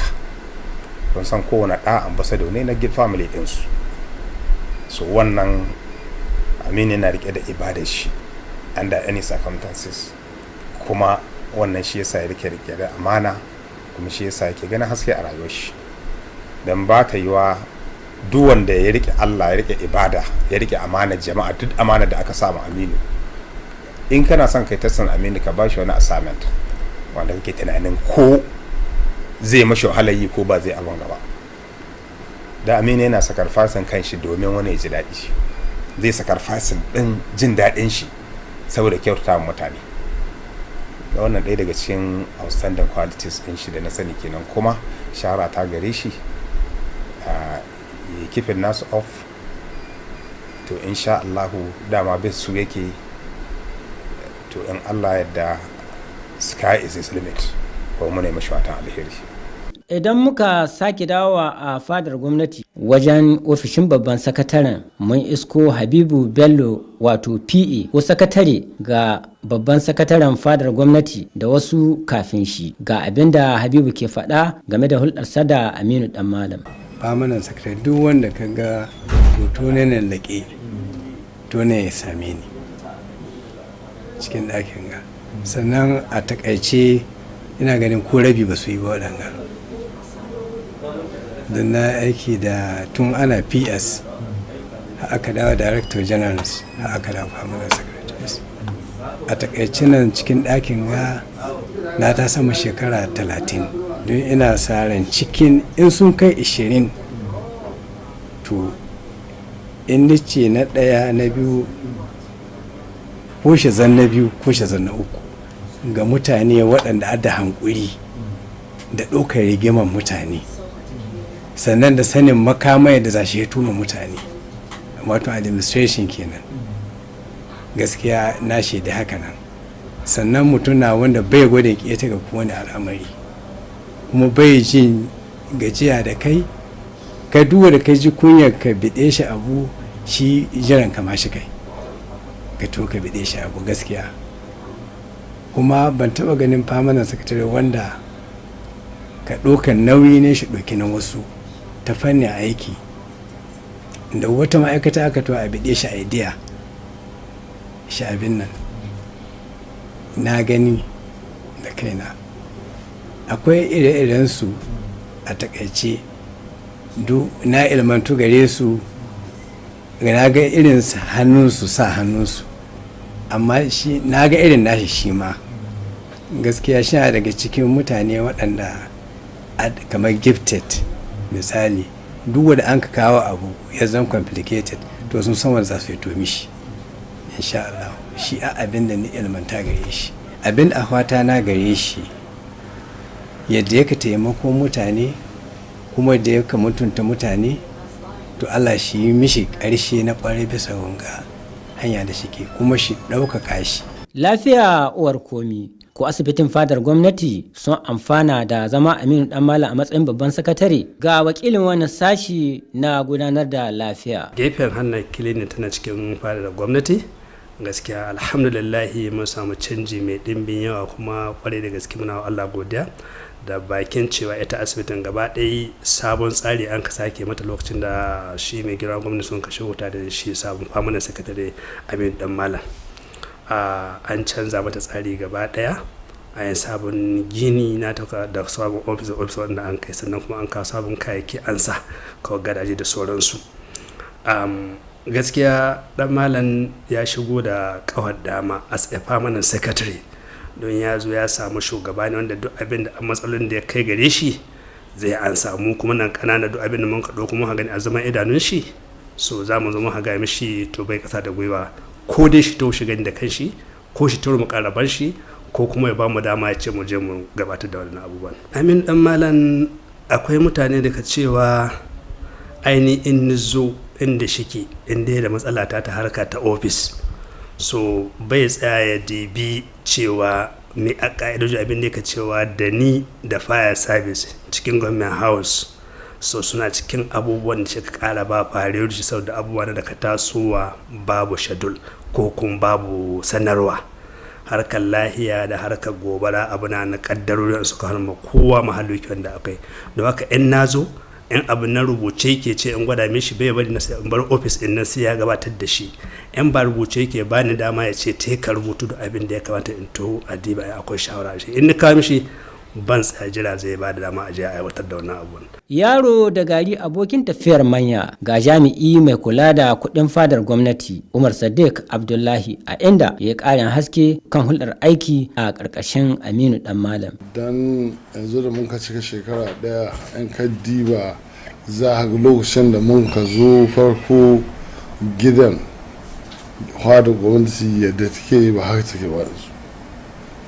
Ko da ko yanzu akwai sauran aiki amma dai ko shigo ya san gidan ya bambanta da sadda mun shi gwamnati saboda gwargwado shi wannan bawan Allah da Allah ya haɗa mu aiki da shi permanent secretary Aminu Dan Malam mutum na haziki wanda gwargwado na son aiki kuma a aikin gwamnati a shekaru ya fi ni experience kuma a cikin wannan tafiya ni mutum ne wanda ke da ra'ayin idan na haɗu da mutum wanda haziki mai experience na biyu ne domin nima a samu wannan experience to zaman da mun kai a yau mun kai shekara ɗaya a bisa gaskiya na samu karuwa daga gare shi ta fannin aiki kuma da mun ka haɗa kanmu mun kai ƙoƙari yau fadar gwamnati ta zama da take gaskiya ba wani abu zan ce in ba ce haɗuwa ta da shi wani abu na wanda Allah ya yi don ban taɓa aiki da shi ba wanga shi a harkon aiki na haɗuwa da shi sani ne duk inda ni aiki ban taɓa aiki da shi ba ban ma san shi ba wanga shi a haɗuwan mu shi aikin da mun kai tare kuma gwargwado mutum na wanda ka bani girma na in ba shi nashi gwargwado yana kawo shawarori ina bashi yana bani duka mun samu haɗin kai mun samu fahimtar juna gaskiya ba abin da zan ce in ce wani abu wallahi ba gaskiya ba don gwargwado duk da aka corporation a aiki wallahi ya bani dama yana saurari na ni kuma ina ga mai ina ba shi ta shawara alhamdulillah ya zama tare da shi. Daraktan sashen mulkin fadar gwamnati Tanimu Musa ya ce aiki da Aminu Dan Malam babbar riba ce. Za a samu kimanin shekara ɗaya da rantsar da Alhaji Aminu Dan Malam a matsayin permanent secretary na Government House Sokoto. To, alhaƙiƙanin gaskiya an samu ci gaba kwarai da gaske. Kusan a ci gaban da an ka samu in abin a auna shi ne za a ga cewa kila za a ce ci gaba ne da ake tunanin ma a samu kusan shekara 4 ko 5 aka same shi cikin shekara 1 ko ƙasar da shekara 1 saboda in kana iya tunawa da lokacin da muka shigo gidan gwamnati 29 Mai 2023 zuwa yau akwai abubuwan da mun ka isko kusan virtually ba abin da ka aiki to kuma da tahowa ce wa'annan abubuwan su ne ya samu gaba sai da ya tabbatar da komi ya koma ga aikin shi wanda a halin yanzu kusan zan ce ma ba angul ɗin da ba a taɓa ba wasu kayan aiki ne ma'aikata ne renovation whatever gaskiya alhamdulillah so far so good yau duk da fulawar da government house ta san an samu sabon permanent secretary wanda ya canza mata yanayi daga inda ta baro zuwa yanzu so wannan gaskiya sai dai mu ce alhamdulillah a alhaƙiƙanin gaskiya nasarorin da aka samu ba su rasa nasaba da zaman shi ƙwararren ma'aikacin mulki wanda ya kasance seasonal civil servant ba wani aspect na administration da Alhaji Amin Dan Malam bai kware a kai ne ba don haka haɗa kan mutane da samun goyon bayansu ba wani aiki ne mai waya gare shi duk inda yake in ka duba goyon by his track record za ka ga duk inda ya zauna wannan wurin ma'aikatan ba za su so ma ya daga da wannan wurin ba in ka ɗauka tun daga abin nan educational trust fund zuwa sultanate council primary health care local government audit deputy governor's office so suna nan wanda yake kusan kullum za ka ga duk inda duk ya aiki ma'aikatan duk da ya aiki saboda jin daɗin aikin da su yayi da su kusan za ka ga kuma ko ga mai hausa ka aiki saboda suna bibiyo shi, wasu suna zuwa neman shawara don samu ci gaba ga irin ayyukan da suke yi. Don haka da tohuwa nan kai tsaye tara ma'aikata ya gaya musu cewa to shi ba wani aiki ya zo ba ruwa ne da wani siyasa ko wani abu, in dai mutum zai zo ya tsare aiki ne to za su yi shiri. Abu guda zai haɗa shi da mutum ya kasance bai tsare aiki ne. So don haka sai kowa ya dawo an kama idan kowa aiki ne, za ka ga masu ban ruwan fulawa suna can suna yi, masu gyare-gyare suna can suna yi, waɗanda ya kamata su zauna ofis su yi aikin ofis suna nan su ma suna yi. So kowa yana bisa aiki ne, direbobi na nan whatever. So wannan gaskiya shi yasa an ka samu wannan rapid development insha Allah. Kafin Aminu Dan Malam ya kama aiki a fadar gwamnati ya yi ayyuka wurare da dama ciki har da fadar sarkin musulmi, kuma har ya kai rika mukamin mukaddashin sakataren majalisar. Wamban sarkin musulmi Ahmad Abdulkadir Wambai ya faɗi yadda yake kallon Aminu Dan Malam da darussan da ya amfana yayin zaman su tare. So da yawa, tari da yawa, na san yana da kyakkyawar hulɗa da jama'a, sannan ba maƙetaci ne ba in the sense na ko lalura ta samu abokin aiki ne ko da ƙarami ne, Aminu zai ƙoƙari ya ga cewa dai an ɗan tallafa mishi ta hanyar da za ɗan rage mishi raɗaɗi gaskiya, kuma yana da hankuri da wuya ka ga husha Aminu. Ni dai ban iya tuna wallahi last da na san na ga hushin shi, ko abu an kai mishi zai yi dariya kawai shi kenan ya ci gaba ya hita batun abin, kuma bai riko, don inda yana riko da ramuwa zai yi, amma wallahi bai yi. Ni dai sani na da shi lokacin da mun kai aiki, lallai ita a rayuwar da na sani tashi. Ai da yawa abu ka tashi in yi tsaye in ce ba a kaza ya ce min a'a don Allah ka yi hankuri. Hankuri na ɗaya daga cikin abin da na koya tsakanina da shi yana gabana. In fact na aiki ƙarƙashin shi tun yana personal. Allah ya gafarta mu Babu Gadange shi na sakatare namu a Dikkon Sokoto. Ahmad Rufai Abubakar yana DPM. Allah ya kawo ma sarkin musulmi da Babuga rasuwa cikin hatsarin jirgi. Kamin sannan kusan ma duk Central Administration ƙarƙashin Aminu take shi an riƙe da ita. Ya yi moving to Dikko ya yi moving to Secretary, shi kuma yana Director. So ni kuma ina Deputy Director. Mun yi aiki tare kwarai. In mun hito aiki, I'm telling you this, muna kai ƙarhe wani lokaci mun hito 9 sai gobe da safe muka tashi. Akwai dedication, akwai sadaukar da kai, kuma ba don a samu ba wallahi. Don lokacin na aikin da muka yi wallahi ya wuce na kuɗi, ya zama na gida dai, don ya zama dole wajibi ne mutum yawa kai ne, to irin wannan aikin mun ka saba da shi. Ana ce muna Babuga boys, amma dai insha Allah kuma ni na sani shi ya sani, babu wanda bai ji daɗin aiki da Babuga ba cikinmu, saboda mutum na wanda a haziki, kuma irin halaye ne duk gwargwado yanzu mun ɗauka, ba irin ma'aikatan yanzu ba. Za ka ga mutum yau yana kama aikin gwamnati, abinda ɗaya ka so a kai shi inda zai samun kuɗi. Kai baka tsaya ka koya aiki ba, sannan kuɗi haka so. Ta yaya za a yi ka samu kuɗi baka san abin da hake yi ba? Mu zaman da mun kai da bautar da mun kai ta sha'anin aiki wallahi ya taimaka mana kwarai da gaske. Kuma da ɗai sai kayan aikin banza haka samun kuɗin banza.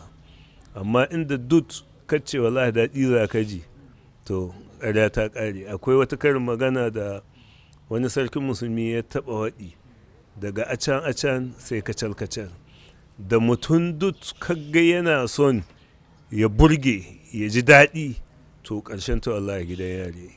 Kafin mu wuce gaba sai mun ji abin da mataimaki na musamman a fadar gwamnatin Sokoto Faruku Labbo zai ce kan Aminu Dan Malam. Dan Malam abu na farko makwabci na, wanda a shari'ar musulunci ma kowa zai shaidu ne, ni ina gaba gare shi. makwabcina na unguwa guda muke, gidana in kana gidana da iyalina suke ciki kana cinkan gidana da iyalina suke ciki.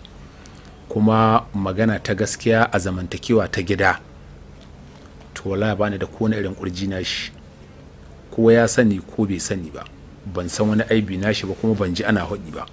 Kuma mutum ne wanda mu'amala ta da mutane mu'amala ta mai kyau. In yana da abin baka shi baka, in bai da abin baka shi ma magana mai kyau.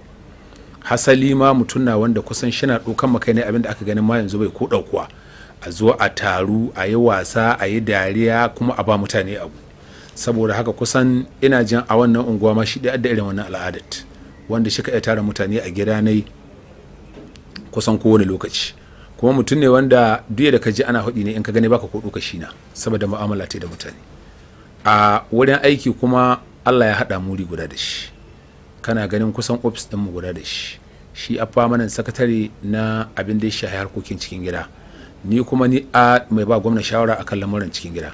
To ina tabbata maka ko rantsuwa ina maka ba mu taɓa samun matsala ko ta asiri tsakanin mu da shi, ko ta raina shi ɓaci bai sani ba.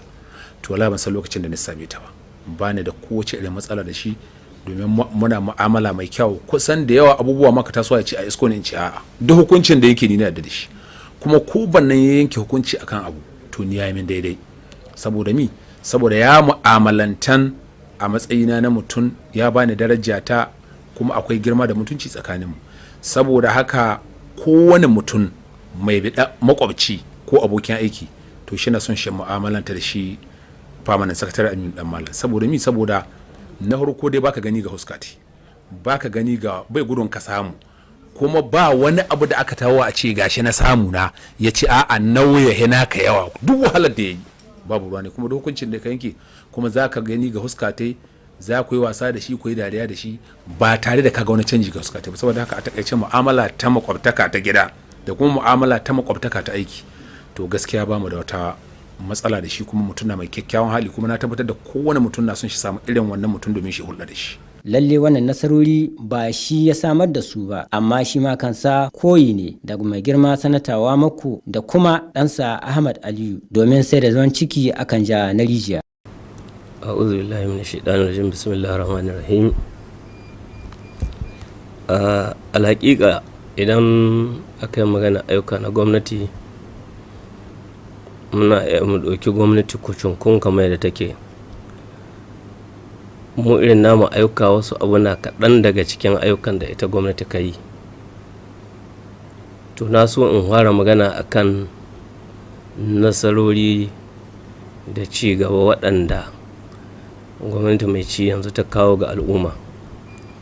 Kuma mai yawancin nasarorin nan nata sun ta'allaka ne ga ainihin ƙudurorin da mai girma gwamna ya shigo da su guda 9, wanda suka shahi ilimi, suka shahi tsaro, suka shahi lafiya, ba da tsabtaccen ruwan sha, suka shahi kula da addini, da duk dai sauransu guda 9 ɗin nan. Alhaƙiƙa kowane ɓangare mun ga ci gaba kamar yadda mai girma gwamna ya alƙawalin yi. Kowane yanki, musamman idan mun ka ɗauki fanni na ba da 'yanci ga ƙananan hukumomi, wanda shi mai girma gwamna ya ambace shi kahin ita ma ƙasa baki ɗaya 'yan majalisa su yi matsayin cewa an amince a ba ainihin ƙananan hukumomi 'yancin kansu. To gabanin wannan mun ga canji ga ta yadda ƙananan hukumomi. Yanzu kuma bayan zaben da an kawa ƙananan hukumomi, kuma mun ga canji, mun ga an tabbatar da wannan manuhar da wannan ƙudurin. So saboda haka ba magana ci gaba ɗaya ta ba, a'a ita wannan gwamnati tana ta haya faɗa da cikawa. Abinda duk aka ce za a yi sai kaga an yi shi kuma an taɓa shi. duk ainihin wuri mai sarƙaƙiya bai harka tsaro ba. Gwamnatin jiha ta yi iyakacin ƙoƙarinta kuma ta faɗaɗa ta hanyar da za a yi a samar da tsaro, kama ga kyautata masu jami'an tsaron ƙasa har sama. In ce ƙasa har sama ina nufin kowa da kowa, kula da welfare nasu, sannan samar da ainihin kayayyakin aiki waɗanda a ƙarƙashin kulawa ita gwamnatin jiha, don akwai wani abu wanda ba a ƙarƙashin kulawa ta yake ba. To gwargwado mustada'an mun sha gani ga motoci na an basuwa ga jami'an tsaro, ga ainihin babura na an so an basuwa ga 'yan sa-kai, kuma ana kula da haƙƙoƙinsu kamar yadda ya kamata, wanda ni ina ganin sanadiyar wannan da kuma addu'o'i da aka yi na alhairi su na kawo irin nasarorin da aka samu ta hanyar tsaro halin da ake ciki. Gwargwado mustada'an kamin yanzu ni da yake noma sana'a kowata, ko kana ma'aikaci kowa dai dole kana dan wurin da haka zakwa in ka san ciwon kanka ka dan samu abin da ka kore ma kanka kuda ga baki. Ko bayan aikin ni gaskiya ina shiga gona kuma ina noma. Tsakani da Allah shekarun baya inda nika noman nan ƙasar tureta sai da mun ka kai hagen ba wai batun zuwa gonan ba, duk da labarin gonar ba ka son ka jiya saboda tsabagen rashin tsaro. Mun yi shekara 4 wallahi dai ni ban yi aiki wurin nan ba, amma cikin Allah da iko ne muƙaddarin haɗe da ƙwazo irin na wannan gwamnati mai ci yanzu, alhamdulillahi sai in kai ƙarfe 8 gonan nan tawa in dawo ba kare bin da mu.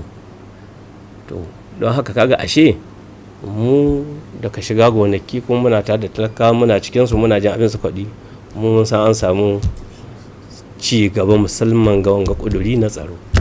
So a takaice wannan ina magana gaba ɗaya gwamnati a huskance. In an ka sabko nan a mataki namu, to ni sai dai wani shi faɗi ci gaban da ya ga ya faɗaɗa a nan, amma ni abu guda nake da shi wanda nake son in tabbatar ma mutane. Gamman house nan da gwamnati tana kwaikwayo yana da ayyukan da mai girma gwamna ka yi, to kuma kwaikwayo yadda ta ka yi da ayyukan da mai girma gwamna ka yi, a'a wani sashi na daga cikin abin da shi kai shi kan dan ba mu nan mu kuma mu aiwatar domin jama'a su san kowa shi. So gaskiya zancen aiki da ci gaba waɗi ne a ji shi ma gare ni, abin gana da bahaushe ka ciya yabon kai jahilci. Sai a ɗan duba a gani shekarun da sun ka wuce shekara 2 ko kuma in ce shekara 3 kafin shigowa ga gwamnati, sai a diba a gani ai ido mudu ne ko ba haka ba.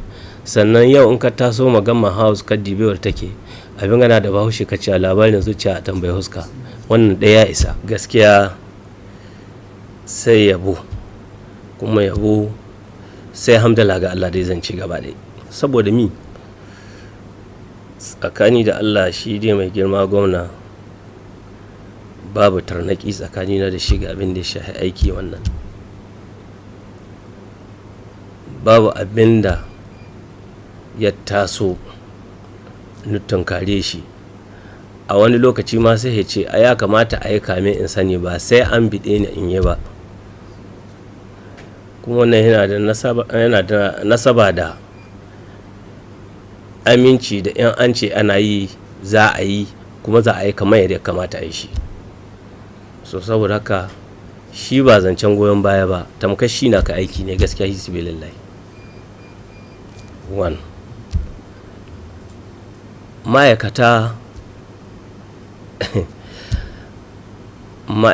tsakani da Allah alhamdulillah don nasarar da ya kamata a ba su a samu nasarori ga aiki suna bayar da ita. musamman waɗannan waɗanda an kawahi ga angulu lokacin da gwamnati ta gabata tana nan. Yanzu da yake ruwan sama sun dawo gare su, to sun dawo kuma sun gwada manoma na suna ɗaya daga cikin abin da ya ke samun nasarori, musamman ni kaina kuma ina alfahari da su. So don haka ma'aikata na bar da goyon baya kuma suna yin iyawayensu. In fact, ko in ce a takaice, har waɗanda mun ka isko masu wani manufa su ma yanzu sun rikida. Ƙananan ma'aikata ga fahimtar da nake ganin dangantaka tsakanina da su duk bai yi ba kowane dama shi shigo a yi aiki tare da shi kuma shigan ne lokacin da ya kamata shi hudu koke ne gwargwado musu taɗa abin da Allah hore a yi. Babu ƙarya tsakaninmu, sannan wannan na ɗaya daga cikin abin da ya ƙara musu ƙarfin gwiwa. Ƙaramin ma'aikaci na ilimin hitila ce. Lokacin da ka fara karatu ka kai wani gaba, an so ka ɗan yada. In ka yada za a ga tahiyarka ta yi kyau, sai ka ƙara step guda ka yi gaba. Gobe kuma ka koma ƙara haka ka inda za ka je. To haka ga tahiyar take. Tamkar tahiyata ta ilimi. Yanzu muna ganin haiba, ana ta yabawa. To ina da yaƙini abin da zai biyo na alheri gaba sai ya yi abin da ake kallo yanzu. Abin da ake so dai a kyautata niyya. Da zarar da ka kyautata tunanin ka kyautata zuciyarka, to babu wani abin da zai dame ka. So kama da kuma saurare da muka yi irin soke-soken da mutane ka yi masu ma'ana. Akwai masu suka suna da ma'ana, saboda duk da ganin ka iya kana tahiya akwai inda za ka kauce. Shi mai wannan suka mai ma'ana ba ƙiyayya ta shi kai da kai ba. Abin da shi ka so ka dawo giɓin nan da an ka bari a cika. To ana nan halin da muke cikin muna kalle da irin waɗannan giɓuɓɓukan, kuma wallahi ana aiwatarwa gwargwaro abin da ya kamata. Ina gani na daga cikin dalilin da yasa zaɓen ga da an kai na ƙananan hukumomi ban dai sanar ma wasu runhuna ba, amma dai ni inda nake kusan in ce duk 'yan jam'iyyar PDP sun zo sun ce sun zo su ba APC ƙuri'a. Sanadin mi? Sanadin gani irin gyara da sun ka ga ya kamata a yi kuma ana yi. Bature ya ce reflections of good living, symptoms of good living reflect from the face. So saboda haka alhaƙiƙa jama'a ina ta jan abubuwa suna faɗi, wanda abin da zan ce sai dai in gode Allah, sannan in roƙi Allah shi bani ikon ci gaba da abubuwan da su gani ina musu na alherai, sannan hisa a yi cikin wancan rai tare da roƙon Allah shi iya muna shi fake muna samu gama lafiya. Ku bani tamburan zakin fama. Ginshiki sha yabo sha nema. Kai kokari mun shaida. Na Amadun Aluja a sakarma. Kai kake wa al'umma hidima. Kai kokari mun shaida. Ka gama da mai goranta ma. Malam mai hagun mai dama. Kai kokari mun shaida. Ka wuce karowa zai ramma. Cancantar ka ce ta sawa ka nema. Kai kokari mun shaida. Allah ka rayi ma jagora gaba Aminu mai halin girma.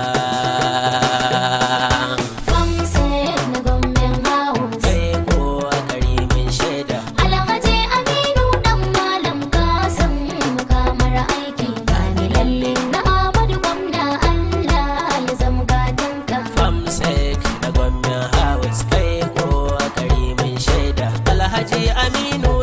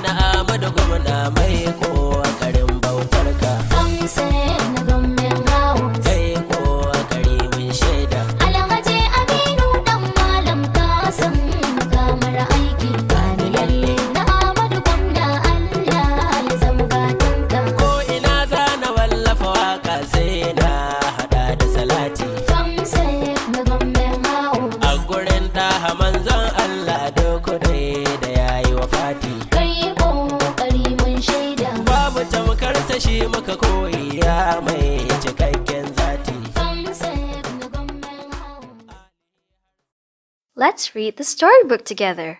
It's so much fun! We can click here and there. I love to play fun games and watch new videos. Don't forget to learn your du'as. Assalamualaikum. We love mommy and daddy too. Wow! We love our friends and we love you. Yay! We've got love for everyone. Oh, oh, Oma and Hannah, come on and play with us. Dream with us. Wow, that's amazing. Alhamdulillah. Together we will have fun. Oh, oh, Oma and Hannah. What are you making? A surprise for Daddy.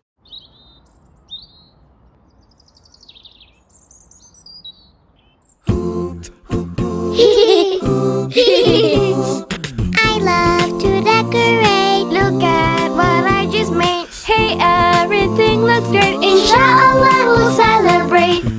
Hooray! Today is Daddy's special day. Let's try to make his birthday really great. Yay! Alhamdulillah, the cake's all done. Wow! Daddy's gonna love it, isn't he? Ha ha ha! Of course Daddy's gonna love it. Insha'Allah.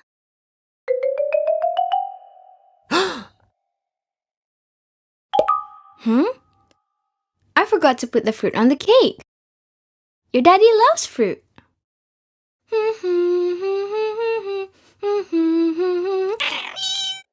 Oh! Oh no!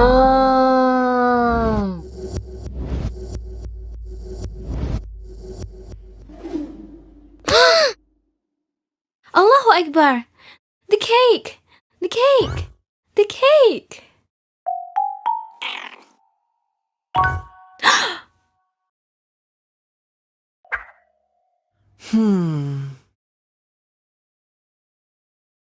Hey!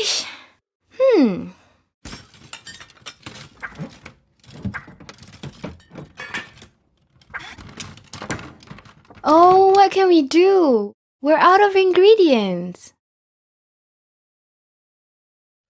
Mommy, please don't be blue. We are both here for you. We can be helpers too. Bake one more, that's what we'll do. Aw, thank you both of you.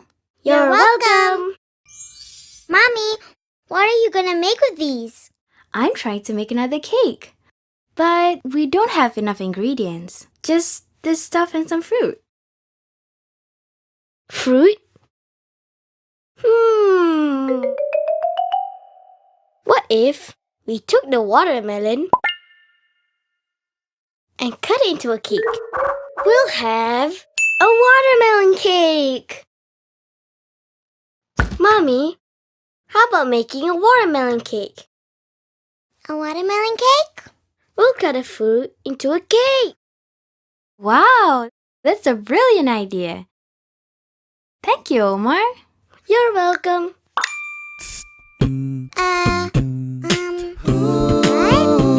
Step 1, cut up the fruit.